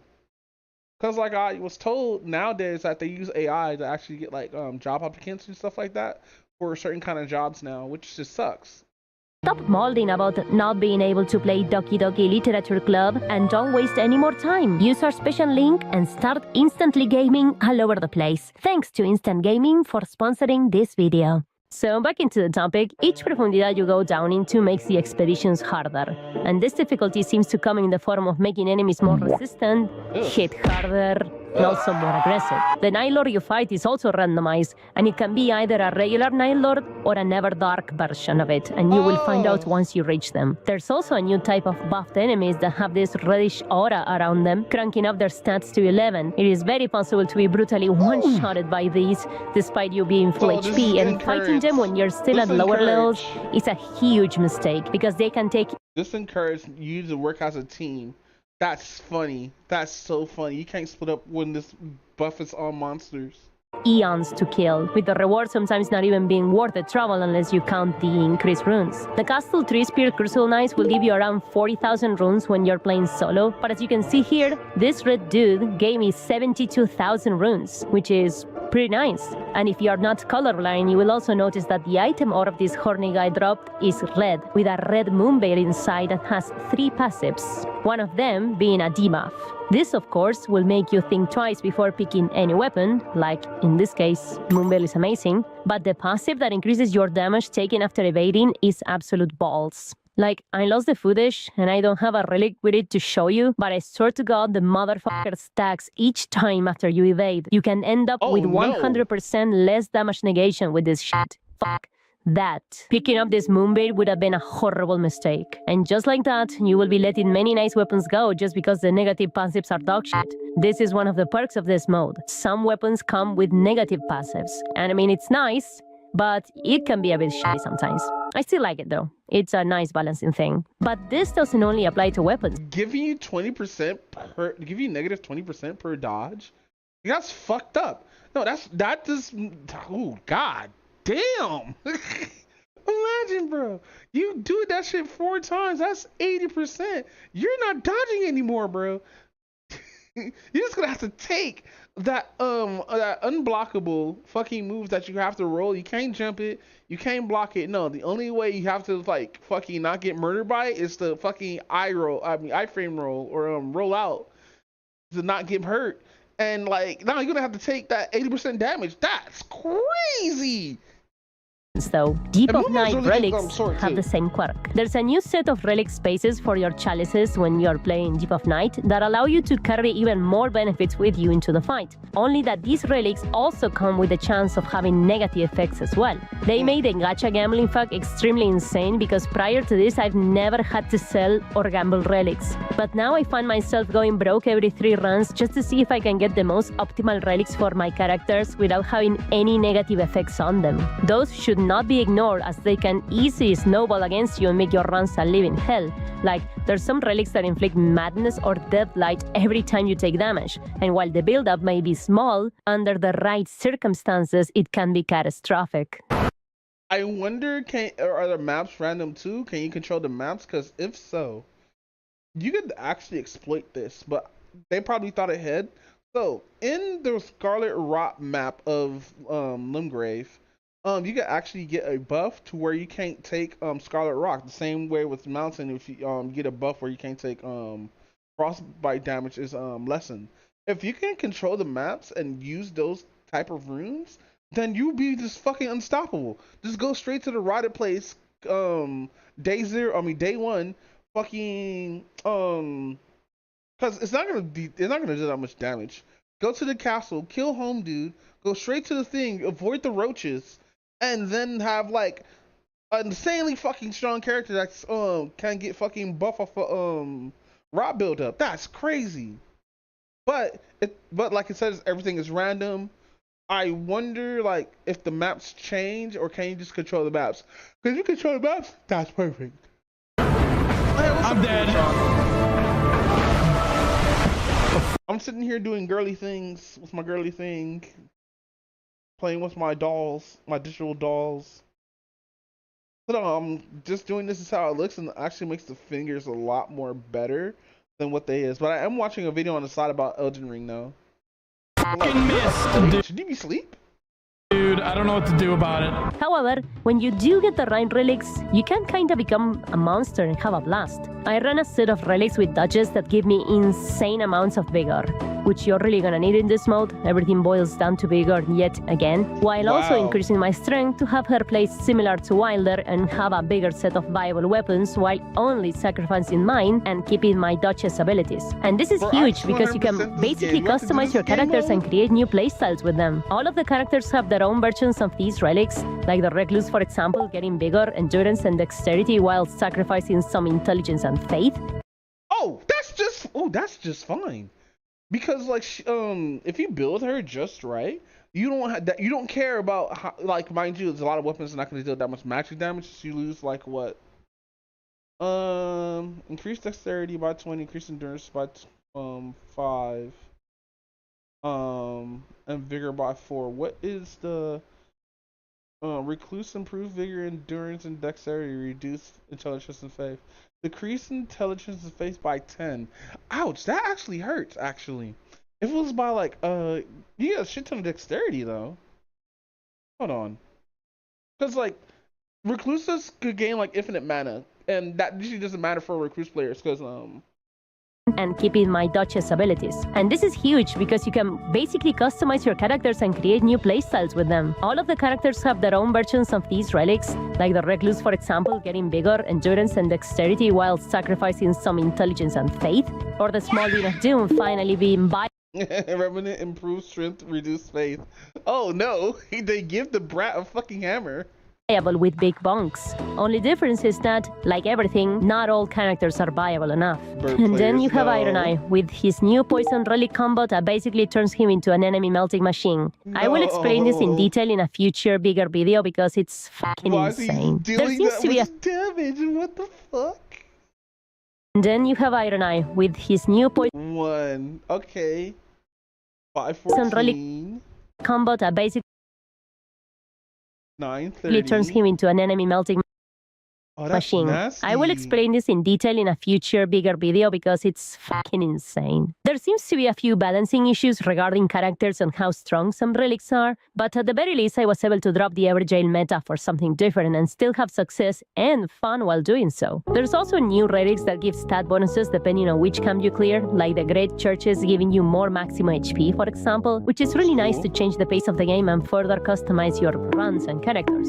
Although I believe that this could further make random team runs much more polarized because before it was either do Everjails or not, and now it's do whatever camp my favorite relic says. So yeah, this could get really weird really fast. Speaking of team runs, I've only played with pre-made duels so far, and since we both knew what we were doing, most of the runs were insane stumps, especially with my friend who mains Iron Eye. But I can only imagine what it must be like to play this with incommunicated, inexperienced randoms in the raid. Yo, the random runs are gonna be crazy.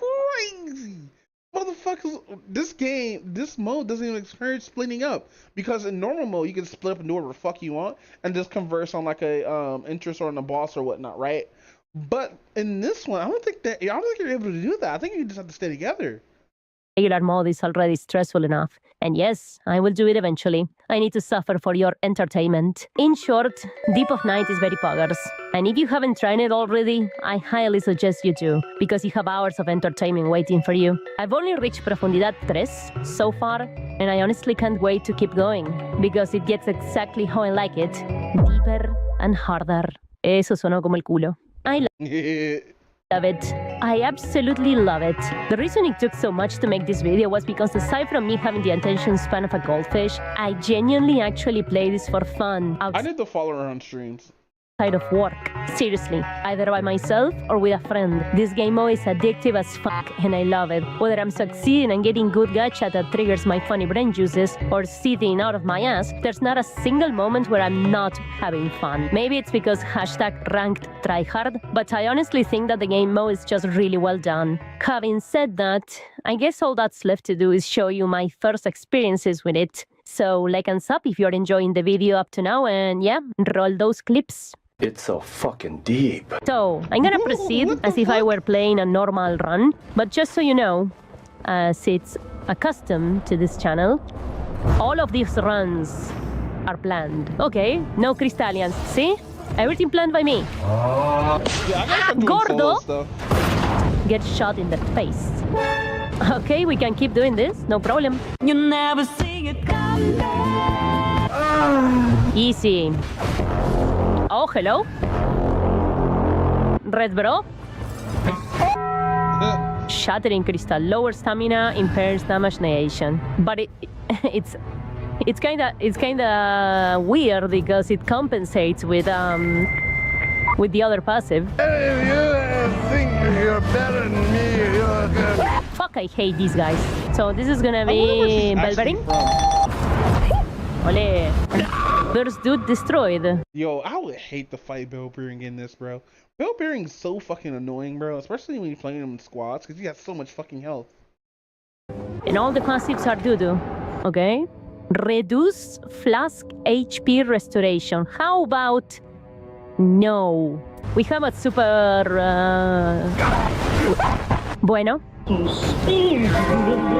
Insane. Fuck you.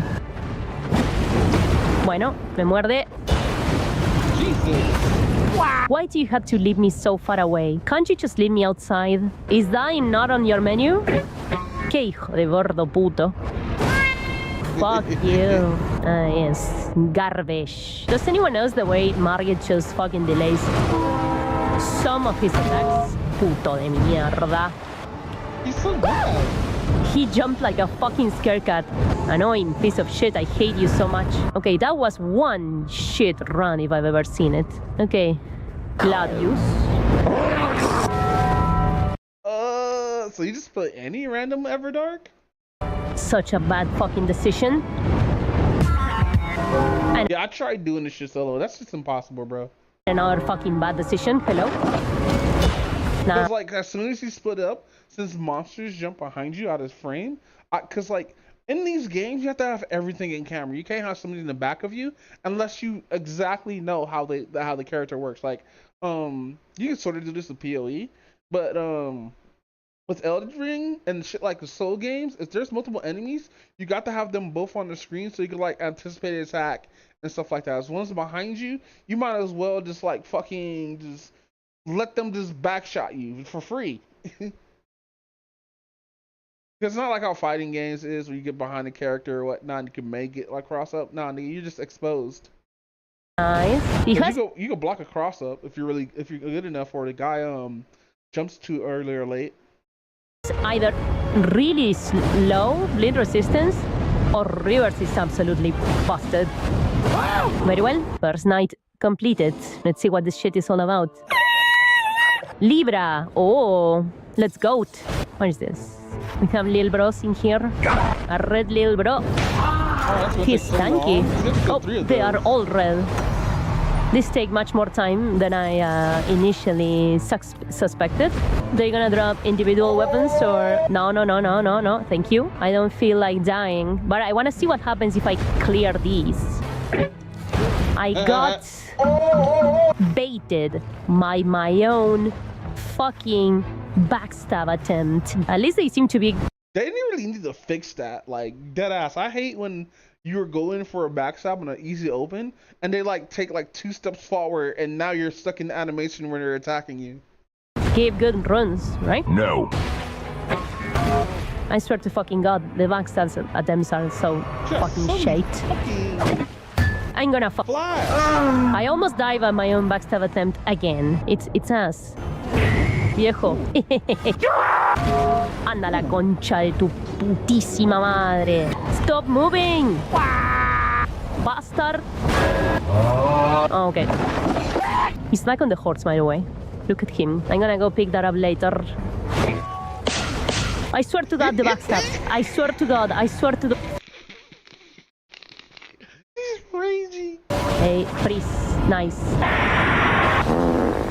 Didn't mean to do that, but holy shit. Look at the damage. You like undead? No seas así. Didn't break a sweat. Now, where is this piece of shit? But now we know for our next run to not fucking waste time with stupid red enemies. Not worth it at all. Like I can't be this fucking stupid. This run is so ass. Some more butchering knife. No me quieres dar un palo incandescente así me lo meto en el culo, mejor va a ser más útil que eso. Yeah, this run is dude, I'm never fucking... Bro, she is so mad while playing this game, but she's having so much fun at the same time. I can feel that. I feel that 100%.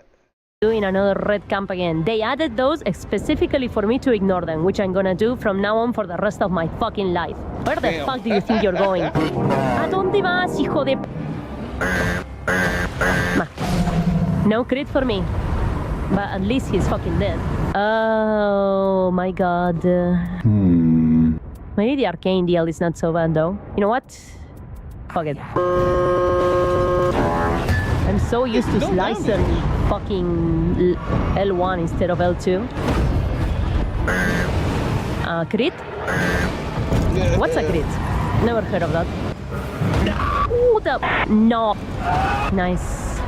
Okay. Bye-bye, goat. Well, this was a shit run, but we did it.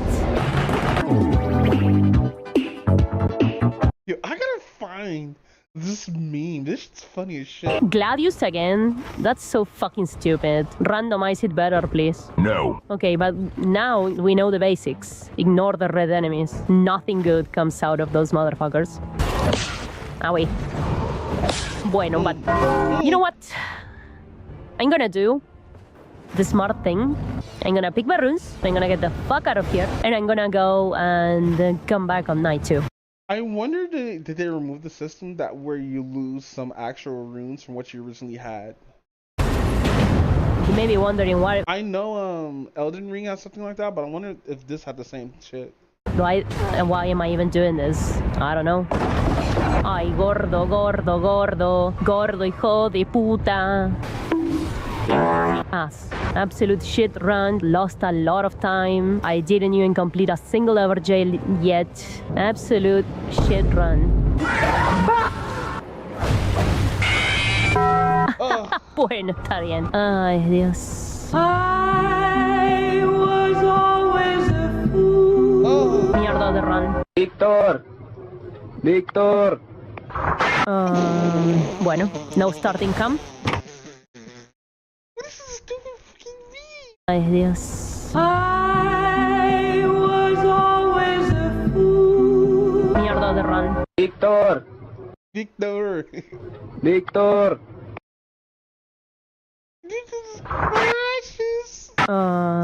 Bueno, no starting cam. I guess we are fighting these motherfuckers.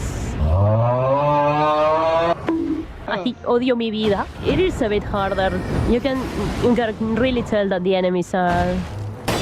Ay, Dios. Sacate el escudo. Bueno. Oh my god. Nice. I forgot that he does that. Don't mind if I do. How's Deep of Night feeling? Pretty good for now. We'll see when we keep going deeper to see if it gets any harder. Look at that. Red crystallians. Disgusting. Ole, puto. There we go. He didn't puke? What the fuck? Ah, of course he had to go like 3 fucking miles away before puking. What a fucking piece of shit. Oh, I didn't mean to do that one. Bueno, no crit chance for me. Fuck you. Easy. Yeah, I like fighting Elden Ring's version of Pickle because like he's just Debbie Joe. And like all you have to do is just like avoid his like gaping jaws while being inside of him, and he should be just fine. You have to roll like crazy though. Alright, big boy. Come here. I still can't do this boss He deals fight. damage, doesn't he? Nice. That stopped him. No, it didn't. Oh shit. Oh, that was close as fuck. And we can buff in here. Yes. Bye-bye. Do not mind me. I'm farming aura. Some people said that the difficulty spike can be felt already in depth too. So I guess we're gonna see what happens. We can try the air jail. Yes. This is not great. I see. The run is already over, by the way, but I guess we can try. All right. Go grab this. He has very good tracking, it seems. I ain't giving up. It's 200% over. They are so close. If we weren't for the rain, maybe we can lure him this way. So close. Oh, come on. Okay. Dodge the path. There we go. At least we can see what happens. Oh my god. I guess we're gonna restart. Now we know what happens, so we don't have to like obsess over the red ever jail. Okay, you better drop something good, Rick. Oh, I feel like watching this is just a little bit of cheating because like I'm gonna avoid a lot of your shit if it's just gonna be annoying because like because the whole thing about Elden Ring Night Rain is just time management. Like how can you manage your time while getting the optimal runes and stuff like that?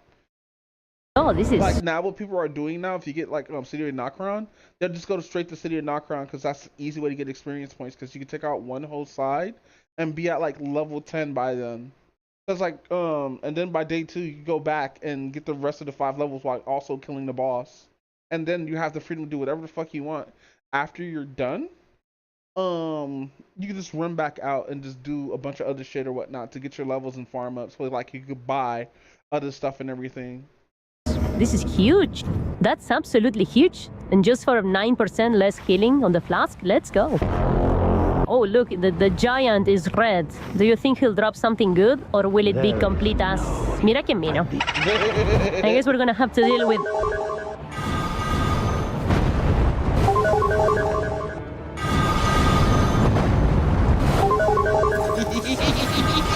Amazing game, FromSoft. Bro, she's getting trolled. I didn't know he does that when she turns invisible. That's crazy. Oh, look, the giant is red. Do you think he'll drop something good, or will it be complete as... Mira que vino. I guess we're gonna have to deal with...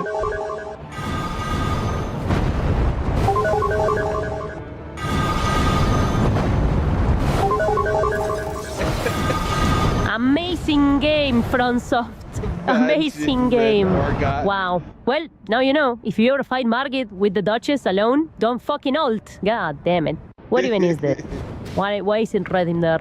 I'm confused. And I'm scared as well. Oh. Understandable. Have a great day.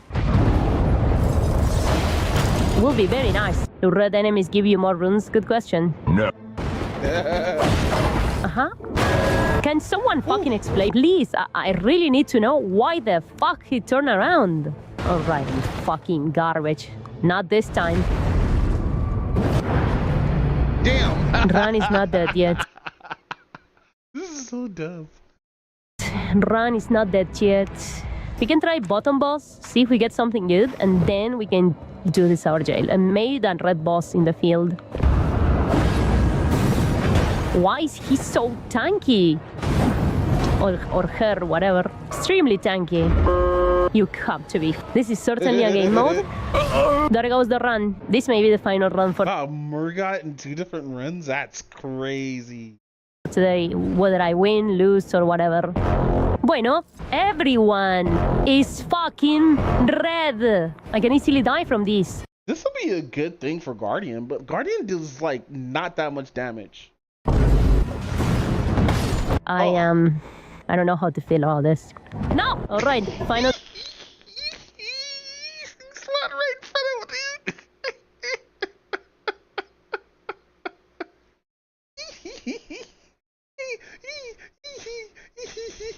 So funny. Dude, I'm so faded right now, bro. These animals are kicking in. That was too damn funny, bro. Hold on. Everyone is fucking red. I can easily die from this. I don't know how to feel all this. Bruh. There's no way. There's no fucking way they just put her right there. There's no fucking way they just did that. No! Alright, final try. Oh, bro is red. Okay. Fire Starfist. Why do you improve attack power at full HP? Continuous HP loss. Wow. Well, let's pray to fucking God that. What? Improve attack power at full HP. Continuous HP loss. Oh no! That's so bad because like you need to be at full HP, but you're getting like.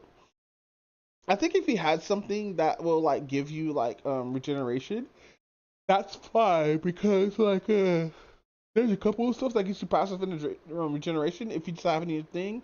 So if you could get continuous or gradual health regeneration plus this, it would be fine. But like at the same time, no. What are their chances? Proof attack power at full HP. Continuous HP loss. Wow. Well, let's pray to fucking God that the castle has Crucible Knights, so at the very least we can farm that shit. What's my maximum flasks, by the way? Oh, it's not Crucible Knights. Well, I guess we're fighting this big guy. Well, I guess we're gonna skip the Cellar boss. Honestly, it would be a very stupid idea to just try and fight him. So it's gonna be Godskin Duo, right? Gordo! Gordo! Gordo! Bye, Gordo. Alright. Fuck you. Oh, God. This is the run. This is the fucking run. If we don't win here, we should, well, die, I suppose. I'm gonna kick your ass. I don't know how much it will take to make her bleed, but whatever.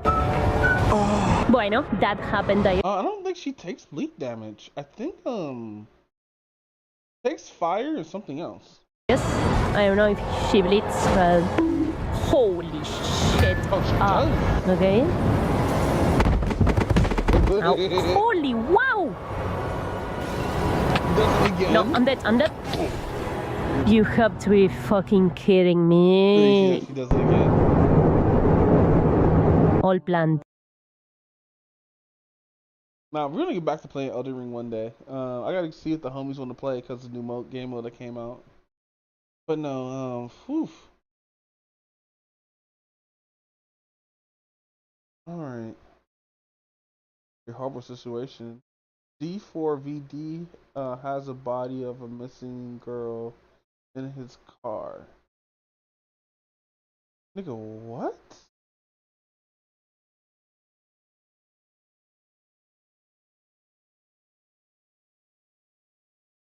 That's. I'm watching that later off stream.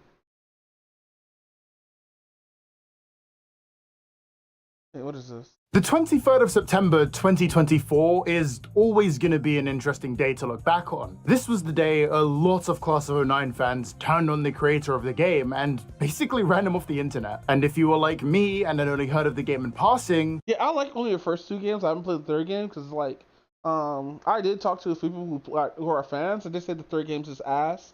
And I've seen a couple of videos saying, like, it's just a lot of, like, weird stuff centered on, like, the nerd character. Which I like the nerd character or whatnot, but like they made it like a lot of like foot fetishy or whatnot, which is weird. Like, mind you, the two voice actors, they don't give a fuck. Let's get this real. They get money. They got paid for all this, so they're just doing the voices just because. But like, it is what it is. A lot of people find out shit weird, and I don't think so. But at the same time, I don't like feet because I'm not a feet nigga. Feet are gross. This seemed very out of nowhere. Before, I heard nothing but praise for the series, which is no small feat, especially considering the genre these games fell into. A visual novel that flips everything on its head by having I'm sorry, subscribe to this dude, or did I just subscribe? I think I just subscribed to him. Player be the girl a bunch of dudes are trying to win the favor of, while also pointing out how a vocal crowd of people who play these games, I'm talking about incels and misogynists by the way, would behave around girls who want brainless lines of code. The creator of the game went on record saying he wanted to make a game that showed how being nice always ends badly for women. Since I'm a huge sociology nerd and a major feminist who's 6'3" and has a six-pack, I thought this was a really cool concept. Not cool enough to make me want 5'9". to play a visual novel though, so I put off playing the game for... Jesus, 2 years now. But the games are on sale and the whole cannibalization of this game's fan base had intrigued me ever since it happened. So I bought all of the games, played them, turned it into a drinking game, regretted it, sobered up, and now I'm here to tell you that this game hasn't improved my life in any way. It did teach me a really good story though. A tale of how a game developer who gained a loving and dedicated audience with a false facade, no not you, and how the same loving audience grew to hate him once that fragile mask broke and revealed his true nature. Yandere Death, SBN 3, and his hit game, Class of 09.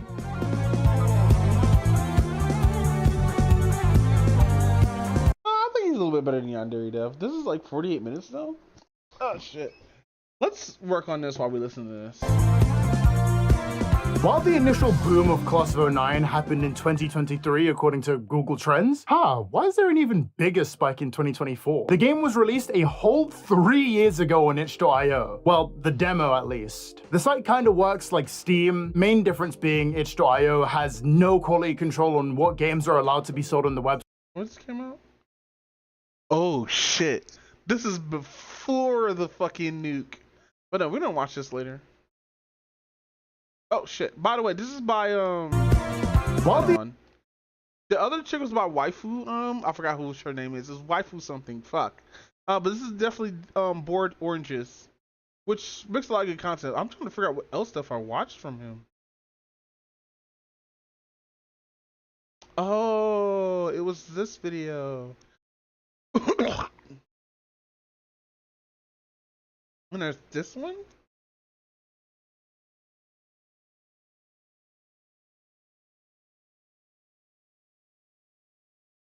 Wait, I've seen this video too, the Ludi Orchard thing. They got videos on here that I've seen already, like I was watching, yeah, I did watch this dude's works.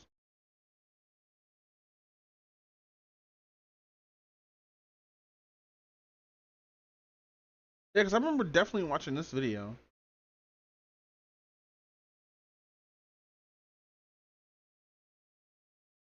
I wonder why he stopped using this PNG thing.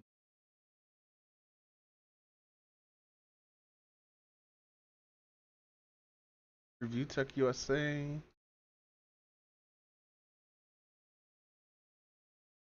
we're gonna listen to Maddie Bites. Maddie Bites actually has like a, it's like I used to read like a lot of webtoon stuff until I stopped for some reason. I'm trying to like watch. I'm trying to like what I do is like I stop reading webtoon for about 2 years, 3 years, and then I just go back to it. And I'm reading this one thing called An Ordinary. It's about this kid who doesn't have powers, who is in a world with powers, but like there's a plot twist to that that I'm not going to explain. Is actually like something you should read. But I liked it, but like also it got into a little bit to the point where like it got into less of, hey, it's not rival schools anymore, just fighting bullies. It got into more like hidden organizations and gangs and drugs and all that other stuff. Which it has a lot of shonen tropes or whatnot, but like it's a good read. But like it's not something that you should watch week by week by week by week.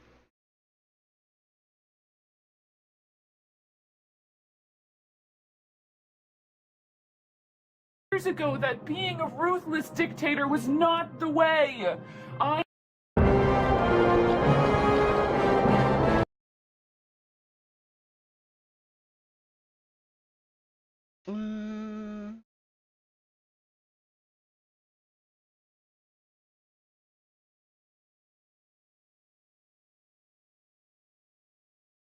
Well, hello there. I'm Matty. Well, hello there, Matty. And I read stories. Would you like to hear a story? Oh, that. Trust me, you do not want to read that. How about a tale of love, of betrayal, of furry men? Wonderful. Let's get to reading no. Toxic Adoration. Whoa, whoa, whoa. Hey, have you heard about Unveil? I know, it's such a cool website, it just makes you want to scream! This video is brought to you by Unveil. Unveil is one of my favorite websites that I can recommend to any artist, writer, or creator. When you create your user profile, you can upload everything from your original characters to the unique worlds they live in to even the character traits that they have. You can explore Unveil in so many fun ways to discover like-minded individuals as well. There are community events that you can participate in, there's a community tab to greet new users, and even a fun random button where you can find new artists you might otherwise have missed. But hands down, the best feature of Unveil is the never NFT and anti-AI policy they have in place, so you know that the art you're seeing is made by someone just like you. Unveil is the best platform for sharing your characters, the worlds they live in, and so much more. The team at Unveil is dedicated to making their platform the best it can possibly be, and boy does it show. I love Unveil so much. With over 150,000 people on the platform, you are guaranteed to meet other like-minded artists just like you. Click the link in the description down below to join for free. And thank you so much to Unveil for sponsoring this video. This is Toxic Adoration. He was the proud Wolf King. The darling of destiny. Yet at a funeral, he dropped to his knees, begging for one last glimpse at the one he loved. A whirlwind romance turned sour, twisting a young lover into a stranger. Their 3-year marriage, a hollow echo. Only in devastating loss did regret truly sink its fangs into him. But now, with a second chance, he's sworn an unbreakable oath. This time he'll protect his beloved, no matter the cost. You know, most of these are like, I've sinned. Let me go back in time and like correct the sins. He's just like, I want to bang this dude again. Really bad. Can I just do it? And outside we're at a hotel a vaguely phallic. I don't even see vaguely. Bubble shaft. Like, what's vague about that? I mean, it's square. Word is, even the head of the Leon family brought his daughter with him to meet Mr. He tonight. If I remember correctly, his daughter's a 2S level lop rabbit, huh? Isn't she? But Mr. He is a 3S level Grey Wolf King. You know what pisses me off about when people from webtoons draw like people with animal ears and still draw with animal ears? They still draw normal fucking ears, like they don't know how to draw. Cause like in anime, I understand why they have to cover like where the human part is, because the uncanny valley. Because when we see humans, you always see them with ears. But like we fixed this already with certain anime. Certain anime have made bald characters with animal ears, and it was just fine. Like, yeah, it's gonna be kind of weird seeing like uncanny valley with that, but we've done this already. Why can't we do this in fucking Webtoon? But it is what it is. It's a certain kind of artwork that's on Webtoon. What do you even look at her this way? You know what I hate when people have like the anthropomorphic animals is when they have the ears plus human ears. Yeah, oh shit! I've never seen this video. I just randomly clicked on this video, but yeah, it's so weird. 4 ears. Yeah, that's not my favorite thing and in then, the world. you know what the worst thing is? What the fuck's going on here? What are these levels mean? Well, she's a 2S level Wop Rabbit, but her dad is a 3S level Grey Wolf. So they you know can interspecies. I'm certainly level hoping up? so. I'm sorry, but marriage isn't really on my mind right now. My apologies. He shall. S level Grey Wolf Alpha. Pheromones locked down with meds. CEO of the Hay Group. You ever just get so horny you need to take lockdown horny meds? Anti-horny meds. I mean, I'm assuming that's what that means, and he's not just like, maybe he's just like angry. Why does he look like Well, no, but marriage really isn't on his mind right now, so they are anti-horny meds. Wolves are supposed to be like super loyal, right? Like they only like they What are you in heat? No, I'm taking my lockdown meds right now. Ah, like they only have one mate for life. I just wonder what kind of Omega could actually catch his eye. What is happening? Oh my gosh. Well, look at that font. Back then, Joe was fed up with all those delicate, charming Omegas constantly being paraded in front of him as part of some business deal or another. I feel like at some point while reading this, we're gonna be like confused about something, and someone's gonna be like, oh, well, that's a cultural difference, and this is blah, blah, blah, blah, blah. Or at least that's happened previously, where we've read something, we've read something, and we've been like, I don't understand what's going on. People have been like, oh, well, blah, blah, blah, blah, blah, blah, blah. Can't do that for this one. He's a level 36,000 Pokemon. I'm just gonna call him all Hello Kitty. Push all my work commitments back by a month. I'm heading to Norville to chill out for a bit. He's gonna go have sex with Shaggy Rogers? I love Shaggy Rogers. His name's Norville, right? Mm-hmm. Understood, Mr. He. Unbutton. No! Take your hormone blockers, no! I never thought I'd actually fall into a deep, unforgettable love until I met him. It's gonna be the most normal. Is it the mountain? Is he f***ing the mountain? Please say it's the mountain. It's gonna be the most normal guy. Well, it's gonna be a wolf. No. The most Norville guy. You've done it again, Maddie. Norville Snow Mountain. I'm a man. Oh wait, they're reading this. But I've never saw that video. The most normal. Is it the mountain? Is he f***ing the mountain? Please say it's the mountain. It's gonna be the most normal guy. Well, it's gonna be a wolf. No. The most Norville guy. You've done it again, Maddie. Norville Snow Mountain. I'm a man.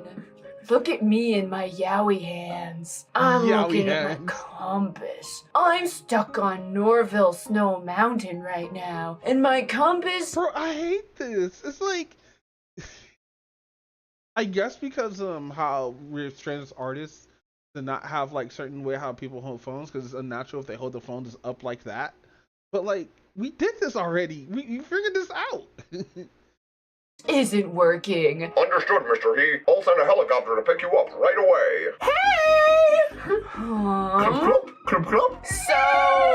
There is not... Wait. Well, first off, that horse is floating through the air. Wait, you can have wolf people and bunny people and bear people, but horses aren't horses. You're telling me this fucker rode a horse to the top of Norville Snow Mountain. I don't buy it for 1 second. I've tried riding my horse up snowy mountains in Red Dead. Doesn't work. The perspective is also very wrong. Very good, I'd say. All right, is that a boy or a girl? I believe it's a fella. I'm gonna call them all Hello Kitty. Who are you? G Ting-yu. S-level Napoleon Munchkin Cat Omega. What the fuck? Is Napoleon Munchkin? I think Napoleon Munchkin's like a type of cat. Well, yeah, Napoleon Munchkin cat, I'm pretty sure is a type of cat. I just was not expecting a slew of words. He is not this type of cat. You're saying this twink is this little guy? Aww, kitty. With strong, liquor-like pheromones. Director of the Alliance Nations Press Department. Wait. We know 2 things about this guy. Liquor-like pheromones? He's got liquor-like pheromones. Liquor? I barely know her. He has a government job. He smells intoxicating. He's the love of my life. Is that what that means? I believe so. Okay, I did not understand what they were trying to go for. That was when Ji Ting-yu showed up in front of He Xiao, full of life. How did he know he was up there? He showed up. And in that moment, He Xiao finally understood the true meaning of love at first sight. He loves that horse. He loves that horse. Lost, are you? Why is he talking like Yoda? It's all white out here. Damn right. Yep, correct. Me when I'm reading my webtoons. But no matter what kind of fancy tech is out there, nothing beats a horse that knows the way. Right, Muse? That horse knows nothing. I don't know. Look at its eyes. I kind of think it might know everything. No, he only knows where to find cocaine. Here, hop on. I'll take you down to my service area, to the service area at the bottom of the mountain. I'm a boy. Should I grab your hand? Oh, he did it. Oh, What is grab. Now, let's ride. Hold on tight. Don't blame me if you get tossed. Innuendo. Get it? Kick! Now, not to be that guy, but they are probably not riding the horse the proper way. It's also a 3D horse. Are you ever... Horseback riding. Wonder what the most romantic way to meet someone is? You're freezing to death on top of a mountain. They show up on a horse. They say, hey, I'm on a horse. That's romance. Right. No need for the helicopter. Oh, so like... What? The brief chance encounter. You've got oil on you from... What, like crude? Oil. Wait. Olive? Where? Why? What? Oh, what oil? Oh, he's got a wrench. No, but what? What are they fixing up on top of the mountain? Why do you see? Why is oil coming up? Is this like a mechanical horse? I don't know. Is this horse made of gears and springs? You've got oil on you. Sparked something between them. But then, Ji Ting-yu got... I would have played something else. Alright. Wait, is this a membership video? Oh, it's a membership video.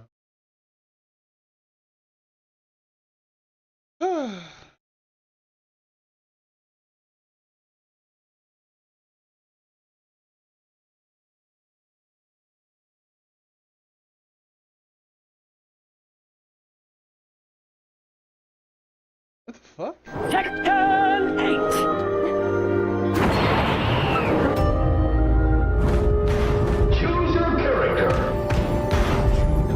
Whoa, watch out, says that bird. If Tekken 8 was a first-person shooter, June would be the sniper loadout. Prepare to fight. Is it my demotion match? Or is it Brian's? This isn't Brian, this is Casual, what I'm on about. Ready, go!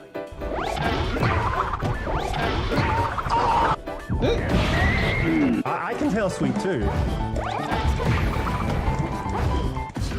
No! Hold up.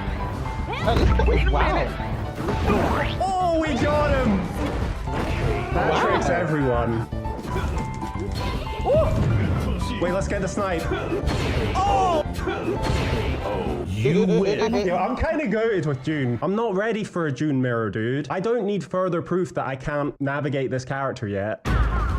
It's my promo! I'ma just whip out like 80,000 hell sweeps. Fight. Yes!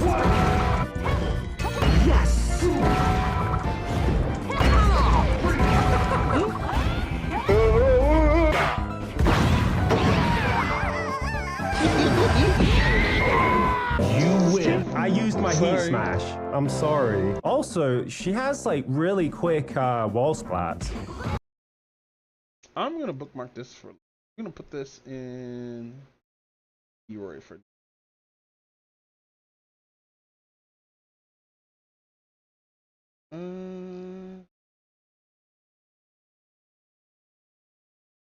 Like seeing this video to be.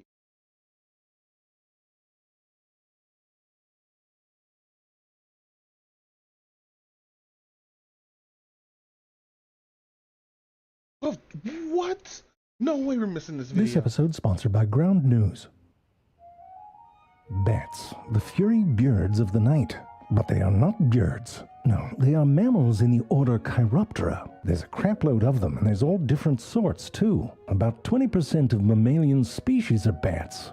Look at that, they keep coming, don't they? Now, you don't see them all that often because they're all Heidi, not their names. I mean, come on, Heidi's no name for a bat. Bartholomew Banks or Johnny Five Fingers, that's a real bat name. Petunia Featherbottoms, that's another one. The point I'm trying to make is that when the bird figured out how to fly, it stretched out its arm, grew some fancy underarm hair, which turned into feathers, I'm quoting science, and by that time, most of the hand bits sort of got in the way. So most of those bones shrunk, fused, or disappeared, except for this long one here, which they kept so they could flip us off. Science. Bats, however, went for a different arrangement. They went all in on hands. But you know how my mother used to say, if you keep playing with yourself, you're going to grow scrotum skin between your fingers. Well, that should give you an idea about what bats have been up to throughout their evolutionary history. There's consequences. And it's not just between the fingers, the skin attaches right to the body. And look at this one, it's got a flap back there by the nethers. You know, that has some stank to it. But this isn't just some veiny, floppy skin. This is a finely tuned instrument of flightedness. Elastin fibers run through the wing the long way, give it some integrity. And there's muscles not attached to bone that run from front to back. With the help of these tiny sensory hairs, these structures allow the bat to adjust the stiffness of the wing membrane during flight. And that's important because this isn't just some simple up and down flappy business. It's complicated because each of those fingers can move independently, so they're changing the shape of their wing all the time. On the downstroke, they'll spread those wings out wide like your mom's umbrella. I don't know why it's called That gets the lift going, but then they tuck it in a bit on the upstroke so as not to push themselves back downwards like an idiot. Come on, people, they're better than that. But that's just the basics. Look what happens when you ambush them mid-flight with a puff of air, which is apparently something science hippies do when they're bored. They can right themselves with a single contorted wing beat. Quick, Dale, here comes another one. Blow in the tube. Damn it, Dale, it's still flying. Where'd you learn how to blow, suck school? And that's what it's like to work in a science lab.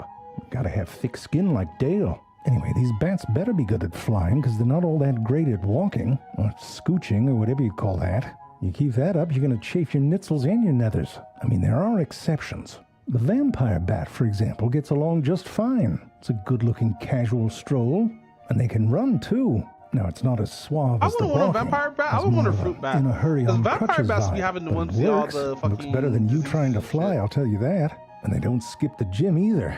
Gotta stay in shape. I think this one's more into the elliptical. Here we go. Now that's getting your steps in. And if your gym crush walks in, you can always crank it up a notch. Anyway, they're good on their feet because they do a lot of this. Sort of like a very low-key rodeo. And they gotta be able to move to the good spots. Take a little bite and lap up some blood, and that's the only thing they eat. Now, if you think a cow's an easy target, try getting some blood from the foot of a chicken. At least I think that's what's going on. Could be a sort of foot fetish thing, like toe sucking, or maybe an oral pedicure. There's a business idea. But listen, I don't know this bat and I don't know this chicken, so who knows? Oop, didn't like that. But it turns out if all you eat is blood, it's not the most balanced diet. And these little bastards burn through some energy. And if they don't eat for 2 or 3 days, they die. So you know what they do? They share. Bonk. If a buddy or someone in the fam missed a meal, a bat that recently ate will regurgitate blood right into their mouths. They're adorable. Cute. You wouldn't do that for a friend with your Taco Bell. Bottom line is you gotta eat how you gotta eat. No judgments.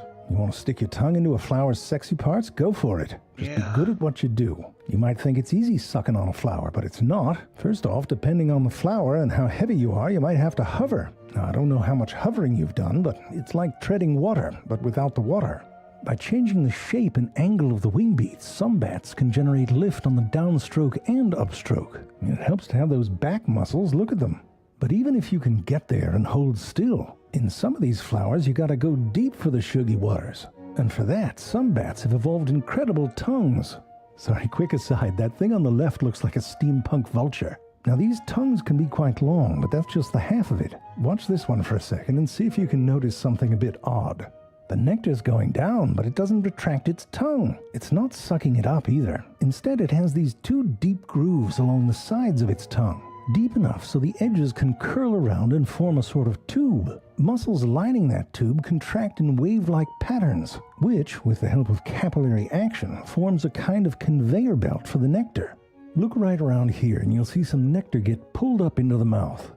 Right there. Bats in the genus Glossophagia have a different trick. It's a bit more what you'd expect, a lapping motion. But look at that big-ass drop of nectar that they pull up. The tips of their tongues are lined with a whole feather Bat is that? Is that still a vampire bat? Pulled up into the but even on the white half, it's easy to get Taco Bell. Blood right into their mouths. They're adorable. You wouldn't do that for a friend with your Taco Bell. Bottom line is you gotta eat how you gotta eat. No judgments. Okay, so you let's want to stick your tongue into a flower's sexy parts? Go for it. Just be good at what you do. You might think it's easy sucking on a flower, but it's not. First off, depending on the flower and how heavy you are, you might have to hover. Now, I don't know how much hovering you've done, but it's like treading water, but without the water. Have data By for changing the that's shape and angle of the wing beats, some bats. So, these dots are like how they use it for like video games, where you have to like use it for rigging and stuff like that. But this is more just for data to see how the wingspan works and stuff like that. But for video games, it's a little bit different. It's just for like motion cap or mocap is what it's called. Can generate lift on the downstroke and upstroke. It helps to have those back muscles. Look at them. But even if you can get there and hold still, in some of these flowers you gotta go deep for the sugy waters. And for that, some bats have evolved incredible tongues. Sorry, quick aside, that thing on the left looks like a steampunk vulture. Now these tongues can be quite long, but that's just the half of it. Watch this one for a second and see if you can notice something a bit odd. The nectar's going down, but it doesn't retract its tongue. It's not sucking it up either. Instead, it has these two deep grooves along the sides of its tongue. Deep enough so the edges can curl around and form a sort of tube. Muscles lining that tube contract in wave-like patterns, which, with the help of capillary action, forms a kind of conveyor belt for the nectar. Look right around here and you'll see some nectar get pulled up into the mouth. Right there. Bats in the genus Glossophagia have a different trick. It's a bit more what you'd expect, a lapping motion. But look at that big-ass drop of nectar that they pull up. The tips of their tongues are lined with a whole feather duster's worth of specialized papillae. But why stop there? As their tongue extends outward, the tip becomes engorged with blood. This causes the papillae to become erect, trapping a whole buttload of nectar through capillary action. Imagine that, having an erection on the tip of your tongue. I mean, you don't have to if you don't want to. Probably best not to search for that either. A lot of people are afraid of bats, and that sort of silliness is in part due to news stories about bats being sensationalized. Recently, a colony of bats was found in a lodge in Grand Teton National Park, and I wanted to see how different news outlets were framing the story. For that, Ground News is excellent. They're a website and app that gathers up the world. Yeah, also Ground News turned me into an independent too. It helped me show like who's covering what. And you find out that like the Republican Party don't like cover a lot of shit, which is crazy. News and organizes them by story, along with visual breakdowns of the most important information. You can if you want to get like a good app for politics, Ground News will help. Also see the political bias. Like I actually never skip these ads. Credibility and ownership. Almost 130 news outlets reported on that bat story, and almost all of them chose pretty scary headlines about rabies exposure. Even though none tested positive and less than 1% of bats in the US have rabies, and on average only 3 people a year get rabies in the US. It's not even by bats, it's usually by like mosquitoes, ticks, and the occasional like wildlife. Ground News also has a blind spot feed that shows when stories are being ignored by one side or the other of the political spectrum. For example, when this study linked bat population declines to increased pesticide use and increased infant mortality, right-leaning sources didn't pick it up. It's hard to get the full context of news, and Ground News helps. Head to ground.news/Zayfrank or scan my QR code to save 40% on the same Vantage plan I use from... Like, I want to get sponsored by Ground News, and I'll do that shit for free. Because it's better to have information at your fingertips than to have, like, biased information at your fingertips. Because like Ground News is not even biased. That's the crazy part. But I bet you like people want to see, be like, it's actually the most toxic app I've ever seen. Almost as worse as TikTok. Look how they just radicalize all the stuff that's on the on our opponent's side. We should get rid of this right now. Ground News, get out of here. You're fired. Limited access to all their features. Subscribe today. Where were we? Oh, right. Now, if a bat gets thirsty for some plain old water, it can have a drink on the fly. They slow down a bit so they can have a sip, not a throatful, changing the angle of their wings and increasing wing beats. They don't go to a full-on hover, that's just a waste of energy. But they're able to do this slowed down flying with the help of the ground effect, where the air's interaction with the surface reduces drag and flying becomes more efficient. Now, if they screw it all up and land in the drink, some bats are able to swim. But it's like jumping into a pool with a raincoat on. You're not winning any races, but you can get yourself to the side. Now, on the other hand, if a moth falls into the water and a bat's nearby, it's oh, guess not. Honest mistake, let's try again. Not that time either. Now, to be fair, this isn't all the bat's fault. It's not drunk, it's just that you're watching the outcome of some evolutionary warfare. Now, you know how bats hunt, and I know you know how bats hunt. But to explain this, it's best to have a refresher. Bats use their vagina. Just kidding. That's a vocal cord. What's wrong with you? Like us, bats vibrate their vocal cords to create a wide range of frequencies, most of which are too high for us to hear. Now, there are some fruit bats that echolocate that don't use their vocal cords and instead click their tongues. But regardless, you know the drill. They make these sounds and then listen for the echo. Many bats will focus the sound in a particular direction, and it's not just by turning their head either. Some adjust the shape of their mouths to broaden or narrow the sound beam that they emit.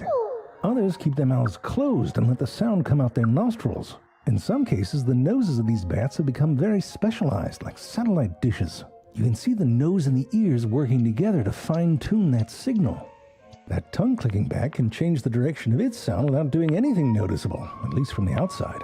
Now, when those sounds echo back, they have all sorts of information in them. The sooner it comes back, the closer the object. If it arrives first in one ear, you get a sense of the direction. That sound beam will bounce off different parts of an object with slight delays, and those little echoes will interfere with each other in patterns that give the bat an idea of the shape of a thing.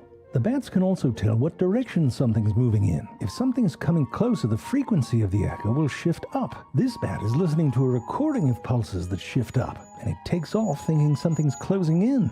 Now, all of this comes in handy if you're trying to track down a flying insect. If they pick one up in the distance, they start focusing their pulses on where they think the insect is headed.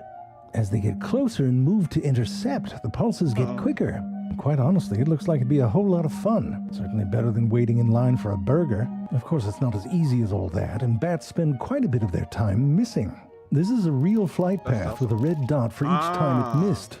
If you slowed down those pulses, you'd hear and then look at that, he just sort of gives up, reevaluating his whole life. Should have been a fruit bat. And just when he's at his lowest, a moth flies right into his mouth. And that's not all. He made a drawing that looks just like your dick. Now, one of the reasons for all this missing is that some insects got wise to this sonar business. If they stand still on a flat background, they can become sonically invisible from some angles. Apparently not that angle, but there's others, I'm told. Some moths rub specialized body bits together, creating a barrage of sound that effectively jams the bat's sonar. You know what's worse? Cool. Bats do that to each other. Right here, a science hippie captured footage of a bat trying to catch a moth, while off-screen, these other bats are basically heckling, like some jackass yelling dingleberry while you're setting up for your golf swing. Anyway, it's no surprise that some bats said, "F*** it, I'll just go fishing." At least that way, oh, for f***'s sakes, he missed that too. But the fish is like, woohoo, I'm flying. I mean, bats eat all sorts of things. Frogs, birds, basilisks. And I'll tell you, there's nothing better than having a big meal and then hanging upside down. Get to taste everything twice. It's not the easiest maneuver, by the way. You fly up and then stall while you flip upside down. I mean, it takes some practice. I mean, this one used his face. Once they're up there, they can lock in with those little feet. There's a trick to them so they don't have to use energy to hold on. Each claw is connected to a tendon that has a little bumpy section on it. And that tendon runs through a sheath that has some grippage. When the bat hangs down, it pulls on the tendon and flexes the claw. And those two rough parts come together and hold everything in place. And they can stay that way without passing out, because they have a bunch of one-way valves in their blood vessels. And some of those vessels, especially in the wing, actively pump blood, so it doesn't all pool in the noggin. Now, some bats didn't go with that whole claw setup. Instead, they went for these little pads. The Spix discwing bat holds onto the sides of tubular plants. It uses those discs like little suction cups. Then there's the sucker-footed bat that doesn't use suction. Come on, science. Instead, it uses fluid, which is used to attach its pad through wet adhesion. This means it can hold on tight when forces are parallel to the surface, like with gravity or some dude. But if you pull at an angle, you can unstick yourself. And listen, we're not even scratching the surface here. We haven't even talked about Reginald Buxley or Sammy the Screw, Minerva Higglesworth, Pugsy Longstank, Henrietta Lollipops, Button. Oh no. Some dude, but if you pull at an angle, you can unstick yourself. And listen, we're not even scratching the surface here. We haven't even talked about Reginald Buxley. Aww, they're like dogs. They are Sammy the Oh, that face is fucked. Screw, Minerva Higglesworth. Oh, so adorable. Look how derpy his eyes are. It's definitely 100% hanging upside down. Worth. Pugsy Longstank. Henrietta. This is the bat that I want. I think this is a fruit bat, I think. A lollipop. But like, you have to change your own diet, like you as a person, to like be with their diet, because they eat like a lot of fruits and stuff like that. Button. Professor Horst Vangerdank. Marvin Feather. Like it's said that like with fruit bats is better to get like stuff like watermelon. Bottom. Petunia's husband. Ordok, the destroyer of worlds. Aww. Oh crap, sorry, this one's Ned. This is Ordok, destroyer of worlds. Aww. You'd be pissed off too if you had matching eyebrow pimples. Those ones hurt.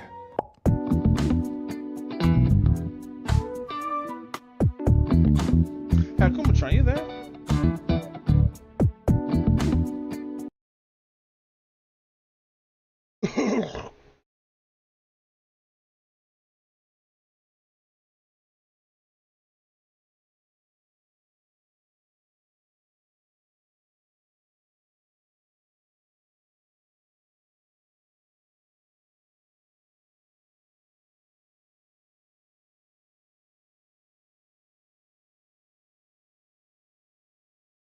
In 2018, a video appeared for a few people. The Infinite IKEA, a video of an SCP-3008 inspired game called Lone Survivor. Beginning as nothing more than a student side project in 2017 and becoming something more serious later, it explored the interesting concept of being lost in a seemingly endless furniture store with no guarantee of escape. It's a really good what-if scenario on survival. You want to escape, but you have all that you need here to survive, so how bad could it be? Well, it doesn't take too long to learn that the horror is the place itself. A familiar place, yes, but one... Yeah, if I ever get, like, this is why I hate liminal spaces shit like this, because this is a liminal space, like, kind of thing. Like, Infinite IKEA would be scary, bro, like, and imagine, like, because how Infinite IKEA works, it's a dimensional thing, kidnapping, so, like, let's say, or a timeline type shit. Let's say there's a timeline where George Washington wasn't president first, or a timeline where Lady Liberty wasn't built with like bronze, it was built with copper, or 9/11 didn't happen, or World War 1, 2, and 3 didn't happen, or like but the civil rights movement still happened. Let's say they had one where like instead of Beyonce dating Jay-Z, it's Taylor Swift dating Jay-Z. Shit like that. One that you have no bearing. A place where you could never find the exit and forever be lost. The last update for this game was on May the 1st, 2020. According to someone who knows something about what allegedly happened to the dev, they were basically struggling in their finals to work on the project. But also implied that they lost the data, they lost the work for the paid version. Since then, it was handed over to a new developer called Imperial, who pretty much had to rebuild whatever was lost. However, in the process, they appear to have done some first-hand research. They went in here, and that's why I'm in here with you, to not find them, but to instead explore this concept. Because it's such a fun idea, such a cool scenario, one that has never really found its full potential, and surely there's got to be more to it than what was left behind. In 2017, user Mortos on the SCP Foundation wiki posted what is now the 10th most voted entry. And that entry is of course SCP-3008, aka the Infinite IKEA or SCP-IKEA. I think we all know what an SCP is by now with all the animations, let's plays, theories, and that funny game. It's a maybe fictional anomalous object, entity, or location documented, secured, contained, and protected by the SCP Foundation. There are different classes of SCP, and this one is Euclid, which means it's unpredictable, partially understood, and difficult to fully control. This entry specifically details an abandoned IKEA store that appears normal from the outside, normal when breaking into, or even just entering via any other door. But take the front door, the main entrance, and you've only got a few steps before your way back goes out of sight and out of reach. I hate to be the one to break it to you, but you could be stuck in this place, walking for miles and miles on end before you find any way out of here. So of course, the typical...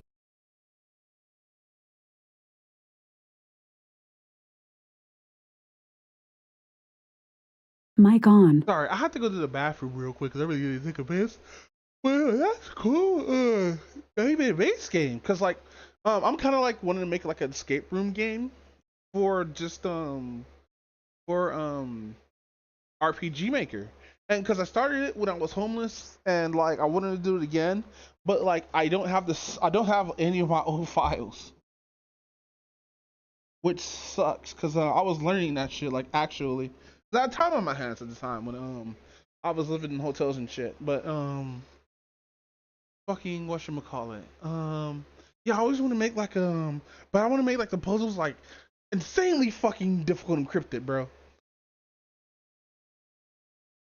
And like you have to have items from like level 1 to use at like level like 8 or some shit like that. But you can use it anytime and shit, and after that it's just gone. Dude, this would be like a speedrunner's nightmare. But nah, I just gotta figure out how to do like a lot of the coding and stuff for RPG Maker. I'm gonna do it. I don't want to do the animation stuff first, so I can learn SFM animations. Cause after I'm done just like doing stuff for the shop and everything like that, I'm gonna put a couple paid items. And yeah, it's gonna be cheap. It's gonna be like probably like $1 or some shit, or $2 or 200 yen, 300 yen or some shit like that. Not that much.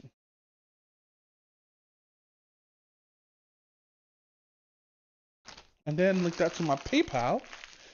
Then just like, you know, see if any passive income come, because like it's gonna be low quality trash. It's gonna be like bootleg stuff and stuff whatnot. But like stuff that I use, like let's say if I use a wallpaper for 4chan and put it on a t-shirt, I'm not gonna use that for like any kind of payment. It's gonna be like 100% free. But if I make something from like scratch, and it's gonna be like small shit. It's not gonna be something like big or anything like that. Fucking yeah, of course it's gonna do payment, but I'm gonna see how cheap I can just make it so people can just buy it or whatnot, and not have like people pay like thousands of dollars for like shit that you could actually do yourself. And if people like it, you know, they could pay. And it is what it is.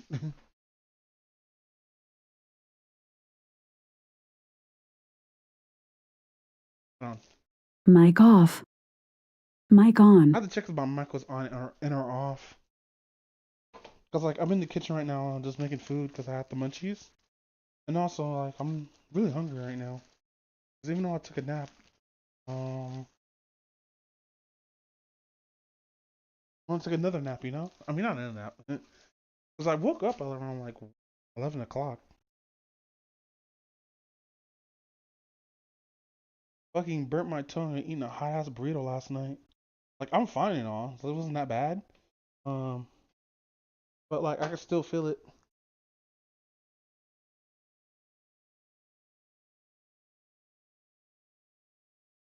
But I am not at my PC right now. This is why the video is not on, cause like I don't want to do a Hassan and just walk away from my my setup or whatnot, unless I'm running to get food, or I'm just walking around the house when I'm just doing this alley talking or whatnot.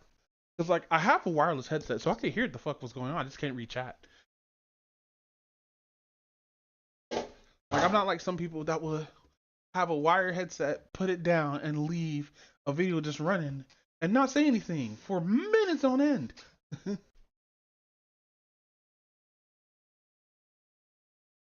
But no, I can't be talking smack. I'll just be called a hater online. Because that's why I am. I hate.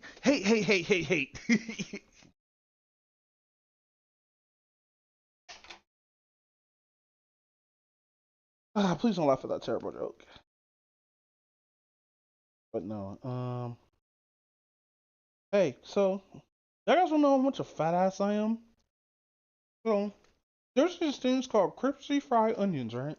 And I garnish them on almost anything, food, burgers, and all that, right? Like, I'm making poi boys, right? But like, I don't have pickles, so I use jalapenos.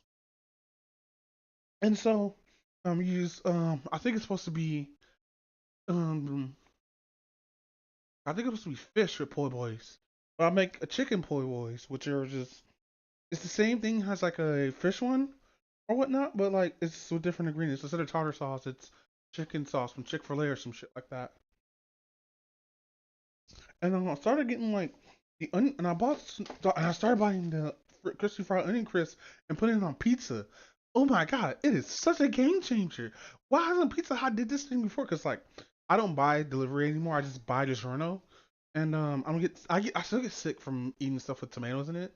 But like DiGiorno is the only thing that will make it less. And fucking what's I'm gonna call it? And usually it's a lot more cheaper to get like stuff bought from a store, because you could buy 3 pizzas for how much you could buy like 1 pizza if you get a delivery and whatnot.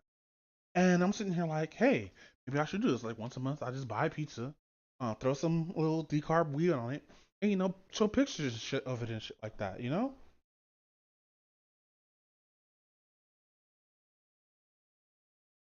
Alright, I am back on my PC.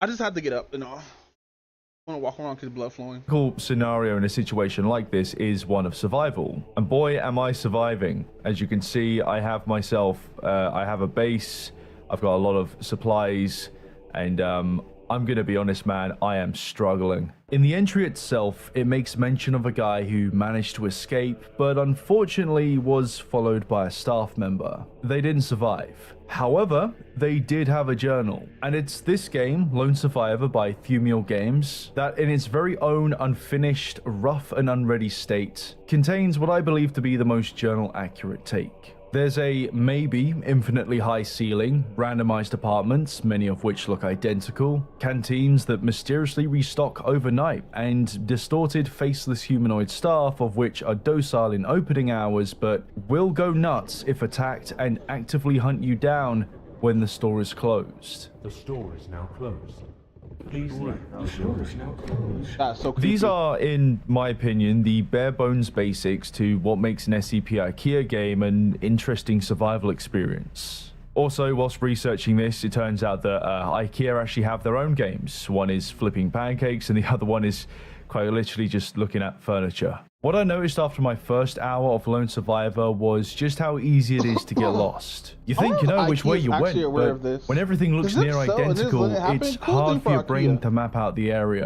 This isn't SCP IKEA specific, it's the same as wandering into the woods, taking a shortcut that was meant to be a straight line through, only to veer off slightly and not know where you are or how to get back. I've seen that tree before, is the Lost Navigator's version of Cope. So then, mark the trees, break the branches, or in IKEA's case, place chairs pointing seat first back to the last chair you placed. If you found yourself in a situation like this, you won't have a map, and you don't have one in this game either. So naturally, you're going to use what you can around you to leave some kind of breadcrumb trail. And I feel like that on its own really brings you into this world even more. But why even do this? Where would the chairs lead back to?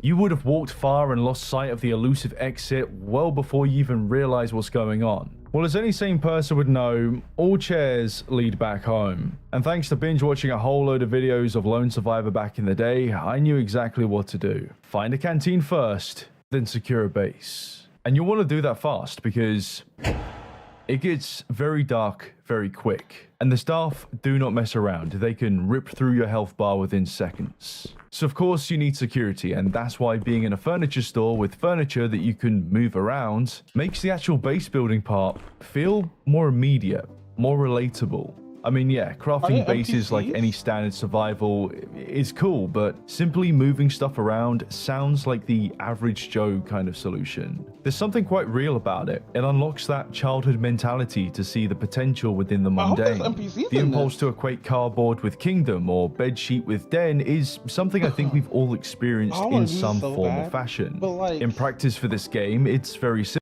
Fucking, I don't like hard floors, but I do want to make like a fort. Like this one day, make like a fort and just cuddle with someone. Like, mwah. Probably gonna pass his ideas of May. But no, I'm just watching this now, just waiting for the food to finish because I am hungry. Simple. You create a perimeter of stacked furniture, then they break through, or you stop them before they do with traps and weapons. The issue in this specific example is that the furniture is lore accurate.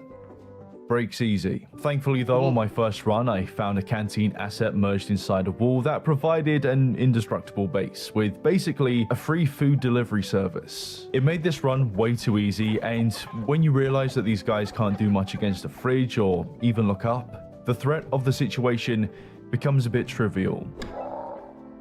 A bit like the Roblox experience, where they've got entities that run fast and sound like Obama.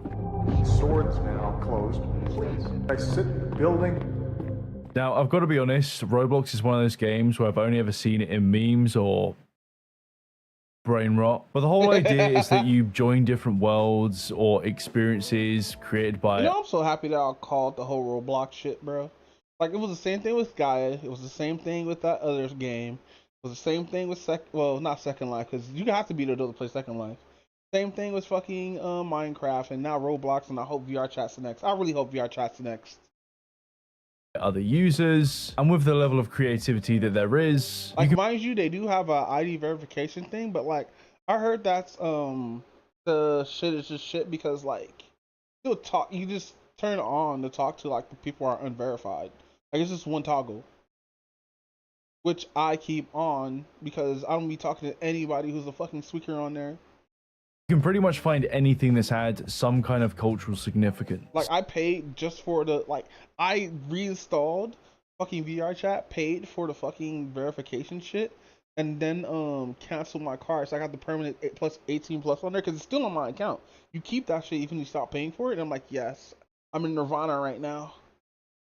Which is why there are quite a few SCP-3008 worlds. The most popular even to this day is quite simply called 3008 by Ugly Burger. And if you didn't quite understand the power of a child's free time, it has 2.8 billion visits since its release in January 2019. Granted, the popularity was probably more down to the hype at the time, but you can see that there's the appeal for something like this. The concept stays close to heart in the way that staff don't actively hunt you down when the store is open. Canteens restock overnight, and you can use the furniture to build a base. What I quite liked about the base building is that you have the freedom to pretty much pick up any bit of furniture, rotate it in whatever way, and just bolt it to anything. It does seem a bit unrealistic, especially clipping furniture into each other, but you do have the ability to make a pretty cozy base. Then again, if you don't want to make your own, you could just break into somebody else's, steal their food, and find a cool button. That was easy. The staff are kind of brutal in here and will easily outrun you if you don't break line of sight. So building a base to survive is the first thing you want to do. You can't do much to them either, outside of pushing them over. And from what I gather, there's no escape, no PvP or anything else to do besides making a base that the staff can't actually break into. I'd say that that's more of a testament to the staff keeping in line with not destroying company property, but once you've got a base, that's pretty much it. The experience becomes more of a social sandbox than survival. Fighting staff is a big part of the experience, an every night occurrence you could say. And after spearing my fair amount, what would you really use as a weapon in a place like this? Surely anything you pick up could be used in some way. Also, I am well aware that I'm not casting shadows. There is something critically wrong with me right now. This is Retail Royale. It's a fairly simple but competent FPS where you're not in an infinite IKEA, but the battleground is inspired by such. It's purely PvP, so no stuff to worry about, but you are a mannequin, which is cool. And everything, kind of, can be a weapon. If you can't find a conventional weapon, then throw something. If you don't like the thing you have,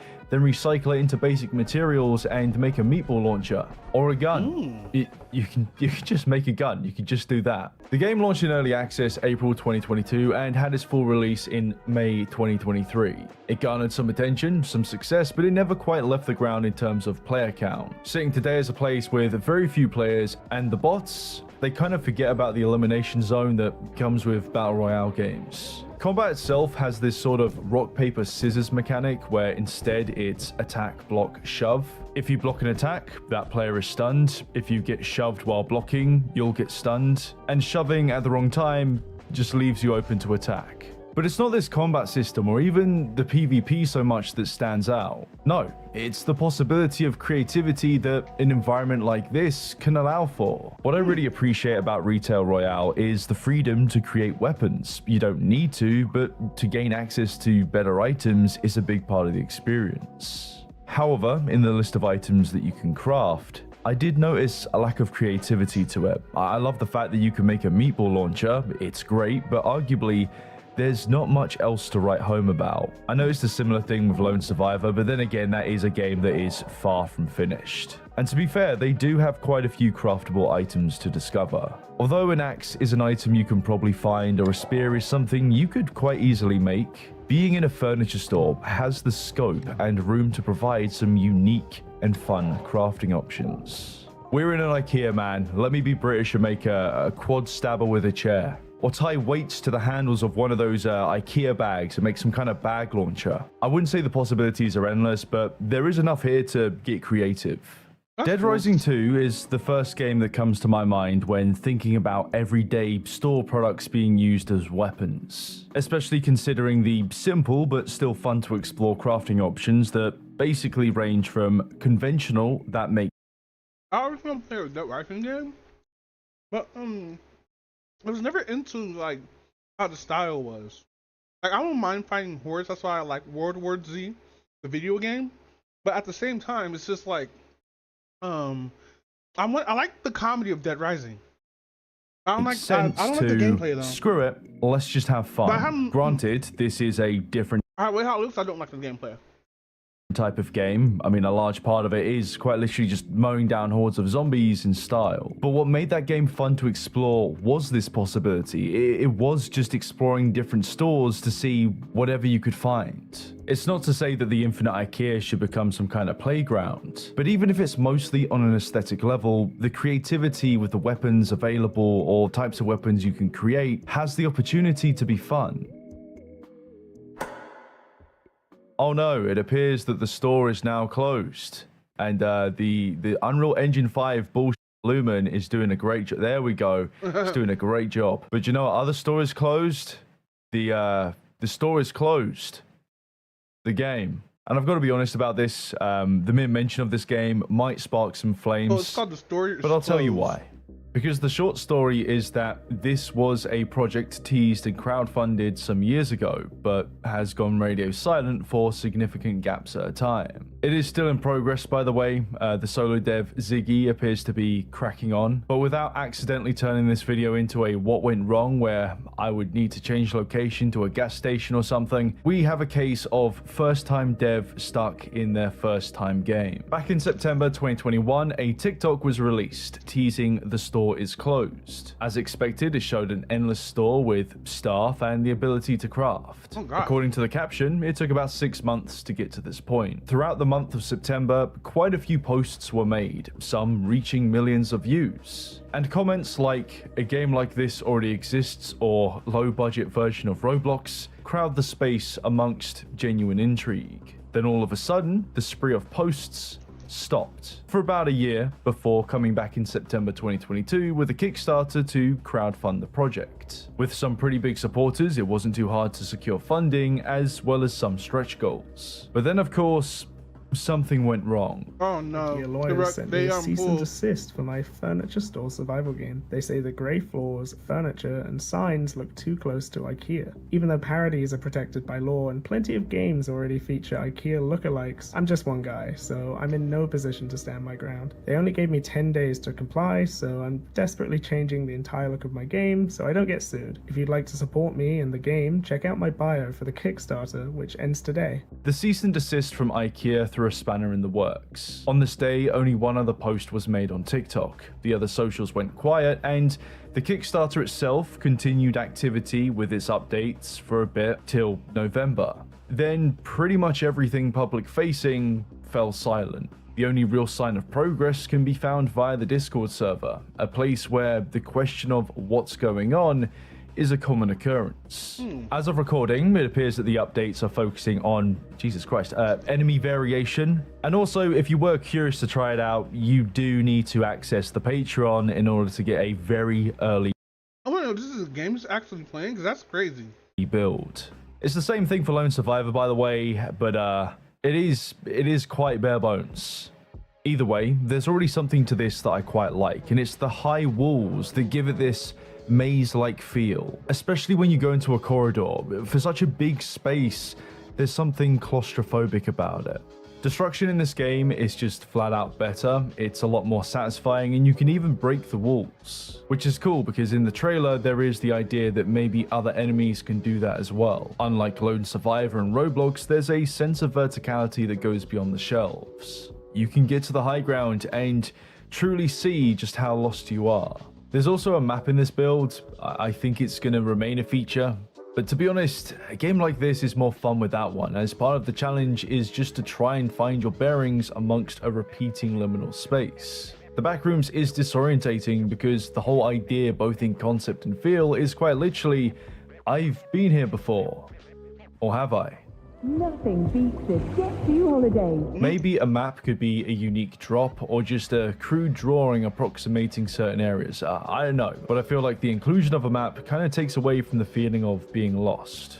In this build, the enemies have faces, which kind of goes against the SCP entry itself. I mean, they're described as oddly shaped faceless humanoids. But to my knowledge, that's something that's set to change. Also in the entry, there's no specific mention of unique staff types or variations. But what I appreciate about this game is that they are at least trying to include more mobs that could make sense in an environment like this. Lone Survivor may be the more lore-accurate take, but enemy variation does add a bit more to the gameplay. Speaking of gameplay, there's not too much to this build, and speaking of building, I couldn't actually build anything. I could craft items, but I couldn't place anything down. I tried everything I could in-game to try and make it work, but there was no luck. However, just by looking at other versions covered back in the day, this does appear to be more craft-focused, as opposed to moving furniture around like you probably would in a situation like this. As I explored further, I noticed something in the sky. It was the back rooms. I couldn't find a way in, but it was interesting to see. Then as I went on further, I found an entrance to what I believe to be the SCP Foundation's attempt at securing a base. I managed to get inside, and it was interesting to explore, but there was nothing really here. Nothing to really find besides some more placeholder set pieces. In the original journal entry, the only evidence of the SCP Foundation that was witnessed was of a drone flying over town. Funny enough, in Lone Survivor, you can find the odd drone, and when I first heard one of these buzzing around, I legitimately thought that I was going insane. But no, in both of these games, there is some kind of evidence of the Foundation. To switch focus back to the stories closed, it got me thinking as I explored this place further as to if they would add more crossover content from the SCP universe. Okay, that's cool.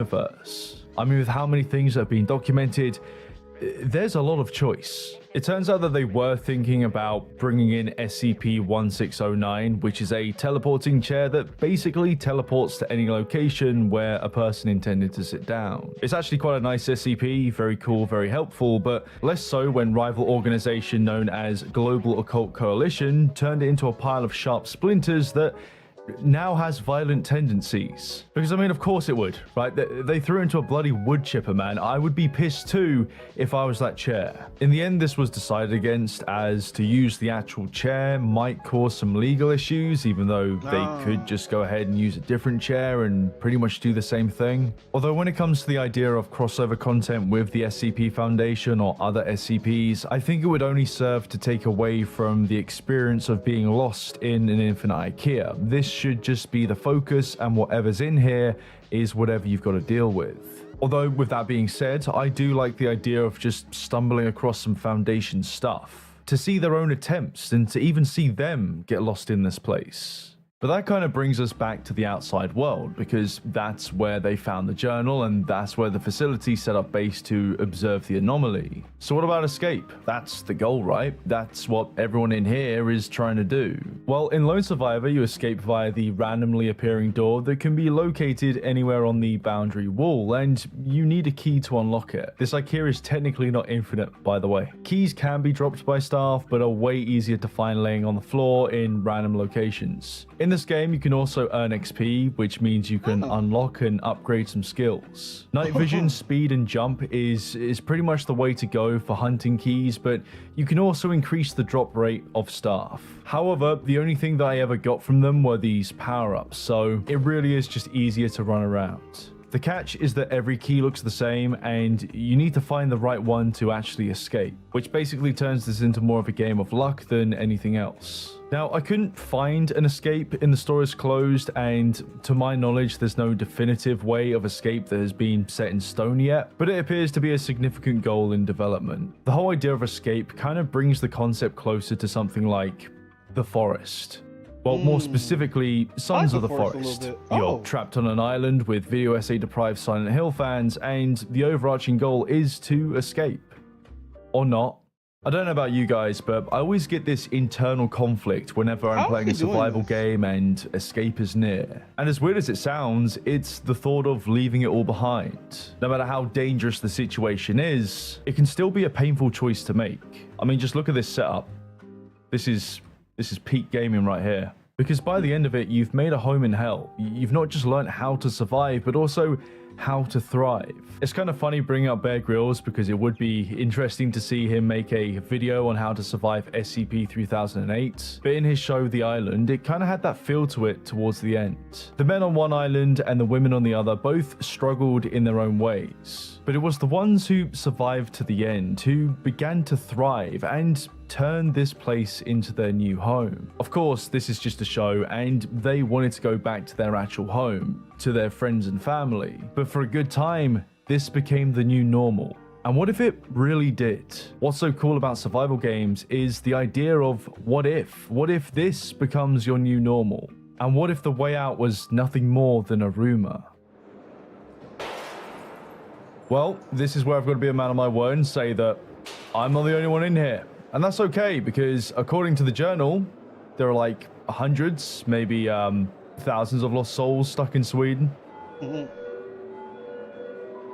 The drone flying over the town was basically the Foundation's first encounter with a town. It turns out that not only are there a lot of other survivors in here, but there are whole areas formed into towns. Towns that would be named quite literally after whatever department or area they're in. Some are small in population, while others could be in the hundreds. Who knows? Maybe a city exists somewhere in here. But why is it that there are so many people? Surely the police, the government, or outside world would form a mass investigation. Well, long story short, the infinite IKEA anomaly appears to exist in whatever timeline or perhaps dimension that one could exist. It's theorized in the journal after noticing that certain people recall different events happening in different ways or not at all. Some had different prime ministers, some had never heard of the International Space Station, and the Statue of Liberty perhaps doesn't exist for others. Those lucky enough to make it to a town usually find refuge and take part in the community to stay alive, as it's a daily group effort to gather food, maintain defenses, and basically survive through the night. As the days, weeks, and even months go by, the idea of escape becomes more of a myth. Unless you've seen the exit yourself, it's just another rumor, and those brave enough to go out to find the exit aren't likely to ever come back whether that's due to success or failure. You know, there's something kind of strange about these towns, strange in a wholesome way. As the journal goes on, the unique state of harmony between the survivors goes unchallenged. As we already know, food is restocked overnight. However, this does seem to be random in frequency. The only constant are the specific locations where food can spawn. Also, food here, with the population considered, is not in abundance, so rationing is needed to maintain the flow of consumption, but it's at least somewhat consistent. Although with that being said, with so many towns, so many things to fortify with and make weapons from, surely conflict between towns would break out. Some belief system will take hold, some ambition to rule will take root. To many people, the idea of escape is nothing more than pointless death. So why not just settle here? Well, in this example, conflict between humans doesn't really happen. I mean, it's a good thing, right? But why? Long story short, it's because this place, as confusing as it may seem at first, provides a common enemy and a common objective that you're reminded of every day. You're in a furniture store, a place to buy things for home. by the way. Before you're lucky enough to settle down in a town, you were looking for a way out just like everyone else. It's the stories between people, the memory of home that reminds you that we're all in the same situation, and with the odd sighting of the exit, rumors of escape, a semblance of hope for many places still remains. It's not that a town can't turn against another, or conflict between survivors won't happen, but it's also not an apocalyptic situation with no way back to modern civilization. The only common threat are the staff.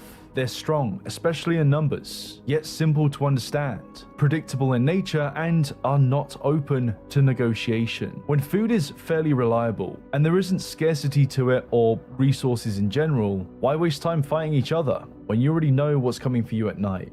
It's also the shared knowledge of other towns falling to hordes of staff that keeps things very real. I mean, part of the daily struggle for these survivors, when holding any kind of fortification, were the increasingly large attacks at night. As you can see on screen, the staff can fall as easy as any other human, but if you were to do an autopsy, they appear to be made of pure skin. Skin that doesn't rot away, which is a problem because, as you can see in my Microsoft Paint example, the more bodies piled up in any given area equals a higher presence of alive staff. Leaving bodies around your base only attracts more, so part of your survival relies on cleanup. And that, as well as the constant upkeep to hold a location, not only keeps people too busy, but also enforces the idea that you do in fact need to escape, or at least try. You don't want to stay here, because you know it's only a matter of time. Safety in numbers is an illusion broken within minutes. Including towns and other survivors into a game concept like this will probably complicate things and drive some devs insane. I mean, in Lone Survivor, you can find some other survivors. They're very basic, don't take damage, and only want to trade with you, but when it does come to the idea of meeting other survivors, the range of possibilities goes further. If you've not played Red Dead Redemption 2, you've probably seen clips of it. More specifically, NPC interactions. Some provide side quests, some have unique dialogue.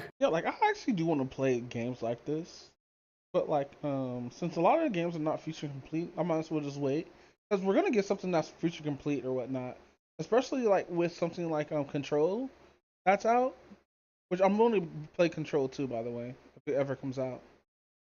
But the idea that you can encounter a bystander just asking for help, only for them to betray you, provides a fun example for where survivor encounters could go. What I found both interesting and really annoying in Lone Survivor is that you can start to go insane. You hear voices and your vision blurs. It can get really messed up at times. But who's to say that others can't go insane? That as you explore this place, you begin to find little things, evidence that something is off. Someone else is here, that you've stepped into potentially dangerous territory, and the guy asking you to go grab that fork might have bad intentions. Dexter. Environmental storytelling is such a cool thing when you notice it, and whilst just throwing stuff into this level, I had fun making some kind of story, even if that story's about someone going insane at the thought of chairs, or someone in here placing cans of canned fish all over the place. You can explore this place for free on my Patreon, by the way. I'm not a developer, but it was fun learning some stuff. The thought of finding other survivors took me on a bit of a tangent that explored only one of the answers to the question that everyone in here has to answer at some point. Do I stay or do I go? To stay would be the choice of the settler, someone who's found or formed a community, someone who's either given up on escape or slipped into the comfort and daily rhythm that a town provides. I can imagine the settler concept going as far as NPC management and town building. There are examples we've all seen before that prove just how fun it can be to grow a community and fight against the threat. The game plan for each town is primarily to survive each night, and that on its own can provide good gameplay. But what if one day you find the exit? What then? Do you leave the town or go back? This is where we need to talk a little bit about the reality of this place. Purely based on the entry, the interior of the store seems to shift, like a maze trying to bring you as close to the center as possible. The exit, or what if the exit doesn't even take you home? What if it like takes you to like an alternate world where you don't even exist? exits aren't confirmed to be in fixed positions either, with one rumored case of an exit vanishing before someone's eyes. So yeah, I guess the idea of placing chairs doesn't really work too well then. Or does it? The only places that seem to remain consistent are the towns and the areas around them. This is made evident because even trade is possible. People can go to other towns, and reliably so. In the immediate area, landmarks remain, and for scavenging parties, the areas to find food never seem to shift away. It's almost like the moment you settle down, the store stays still. Because why would it move you anywhere else when you've already found your new home? If the goal was just to survive in a town for however long, then look no further than 7 Days to Die, a game where the fun of it is to survive each night till you don't. But if the primary goal was to escape, then perhaps a different approach would be best taken. And this is where the Subnautica fans can take a breath, because similar to Sons of the Forest, the goal is to escape. But there's a bit more of a leapfrog feel to it. To make progress, you need to dive deeper, and to dive deeper, it's well worth setting up camp close to your current depth limit in order to gather resources and upgrade for the next big push. Although you'd probably have a main base, setting up little outposts that act as temporary workshops makes exploration feel a bit more on the go. And that kind of makes sense, especially if you just want to make it to the end. You're creating a foothold. I like Subnautica, but I'd rather have like a snow-like thing, you know? Like in Project Zomboid, there's the cryo weather mod where like snowy areas just kill you, and I did the same thing for Skyrim, but I added war zones with that mod. Oh, well, war zones is so cool because like they had a whole mission where like you just go to a gate and like you go through this like whole fucking. I think I streamed it. You go through like a whole mission where you just based in the mod where it was just fun. I got so many good weapons out of that. To get to the next step. So apply this to something like the IKEA concept, and what do you get? Well, you kind of get a camping sim, and I noticed a bit of that whilst playing Lone Survivor. You see, once I realized that this place was technically not infinite and there are 4 boundary walls, each providing the chance to find the door, my base became a means to an end, a camp to safely make things and farm XP to a point where I didn't even need it anymore. When people travel for long distances, they inevitably set up camp along the way. They do this to find their bearings, recharge, and, well, obviously survive. It could be for just one night, it could be for a few— I was taught that if you ever get lost, just stay put. Unless like you're in a dangerous situation. If you escape that dangerous situation and stay put afterwards, then you should be fine. Because it's easier to stay put than just keep moving and keep getting more lost. Few days. Either way, they create a temporary foothold that's not made to last. In a game environment, it can be as simple as having a small fortification to fight off the staff, or just a place to advance your gear before the next push. You press on forwards for a bit, you find some points of interest, and stay for a while. Then once you've done pretty much everything around here, you move on to the next place.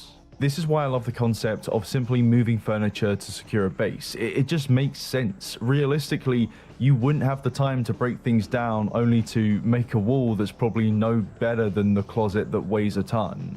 With towns considered, at minimum, I think they'll be great as checkpoints to rest, craft, and maybe do some local quests for unique recipes or items. But also, on a more sinister note, who's to say that a town, or every town you find, is going to be alive?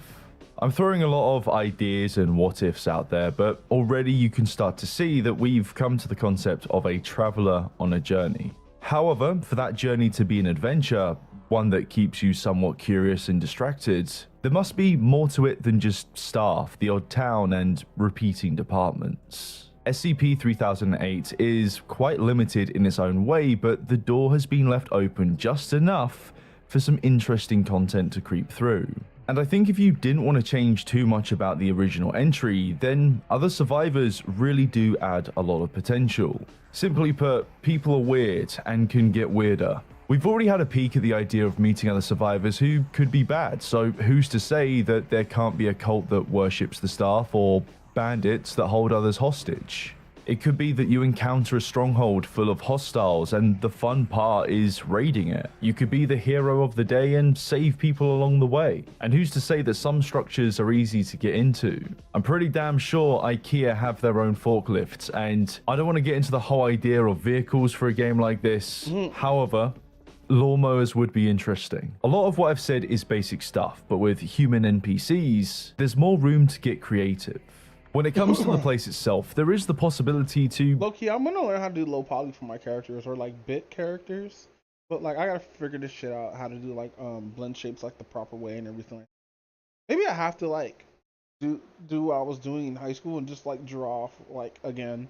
But like, I'm so shitty at doing art. Like, I love doing video editing more than I want to do like art. Continue. Like, I'd rather do like something like close to a storyboard, but that's about it. The lore in your own way. Not everything is truly understood yet as to what this anomaly is. So there is the potential for a developer to continue the mystery with it. And I don't think you need to go off the rails too much for that either. For example, this place kind of has its own backrooms, what I like to call beyond the showroom, the office spaces, the warehouse sections that customers don't have access to. There could be mysteries hidden within those places, or perhaps resources that you need to progress further. And to go inside one of these places could introduce something worse than shop floor staff. With how the staff are as we know them and as they are documented, I don't see why a game like this can't provide a reasonable twist. Like the possibility of dark zones, places that are always closed, or at least perceived to be by the staff. Again, more ideas to throw into the mix, and I'm sure you'd have some better ones. I mean, in the current development journey for the store is closed, I have seen the idea of a car park being thrown around, and something like that actually makes sense. There is a car park in most IKEAs, and exploring something like that would be pretty cool. For there to be an escape in a survival game that's probably going to be procedurally generated, there needs to be a clear direction within a directionless place, and the most straightforward way of doing that, in my opinion, is to travel as far as possible from point 0 outwards. The further you travel, the closer you get to an exit. The weirder things get, and the harder the game becomes. Upon further investigation, it seems that at least with a custom mode, the store is closed is looking at something similar. Increasing difficulty the further you travel to an exit is something that you can feel and even see without a map.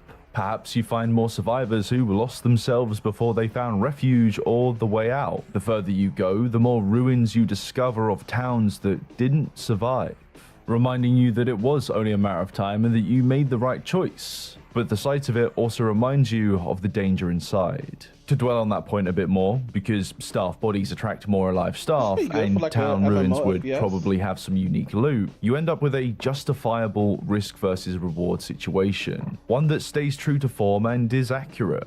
Either way, there are opportunities to provide additional content on the journey forwards. There is room to provide unique challenges and also mystery. The journey from ground zero to the end can be an interesting experience, one that pulls you forwards deeper into hell. And that's where I'd personally take it. It's by no means the correct way or an approach that would be fun for everyone. This could be a great forever survival game where it's just you and a few mates building a fort to defend against an ever-growing horde. Either way, what I stand by is the need for interaction with the environment around you. To be able to move things, to really just use what's here against the threat. And to ultimately have fun with the idea of being stuck in a furniture store, in a sandbox of Swedish goods. Look, it's anyone's choice as to where they'll take this concept, and this video was literally just a small exploration on where it could go. Because I genuinely think that this is a really cool idea. It's a really cool situation, scenario, whatever, just to be stuck in. And by the looks of it, I appear to be stuck in the real thing, which is bad. It's just a shame and kind of ironic in the same way that some of the developers who have tried to take on this concept have kind of gone missing, which is very on theme. But to not take any more of your time, I'd like to say a massive thanks to all of my supporters on this wall here. I'm very limited in animations. This was just me trying to put something together. And yes, you can explore this place for free on my Patreon. You don't have to support, just enjoy it. Hopefully, you won't hear as much of my PC struggling in the background in the next one. Anyway, a special shout out. That's cool. Wicked Wizard be making some really cool stuff. I think they play games that are like this notoriously bad.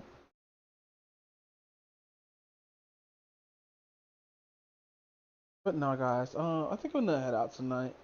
Thanks to everybody for coming. Gone through the your song was good or whatnot, but like make 2 different versions, fam. I feel that would be like better. Like keep the old one, but also add the other one too, and like see how like the world of SoundCloud would like it.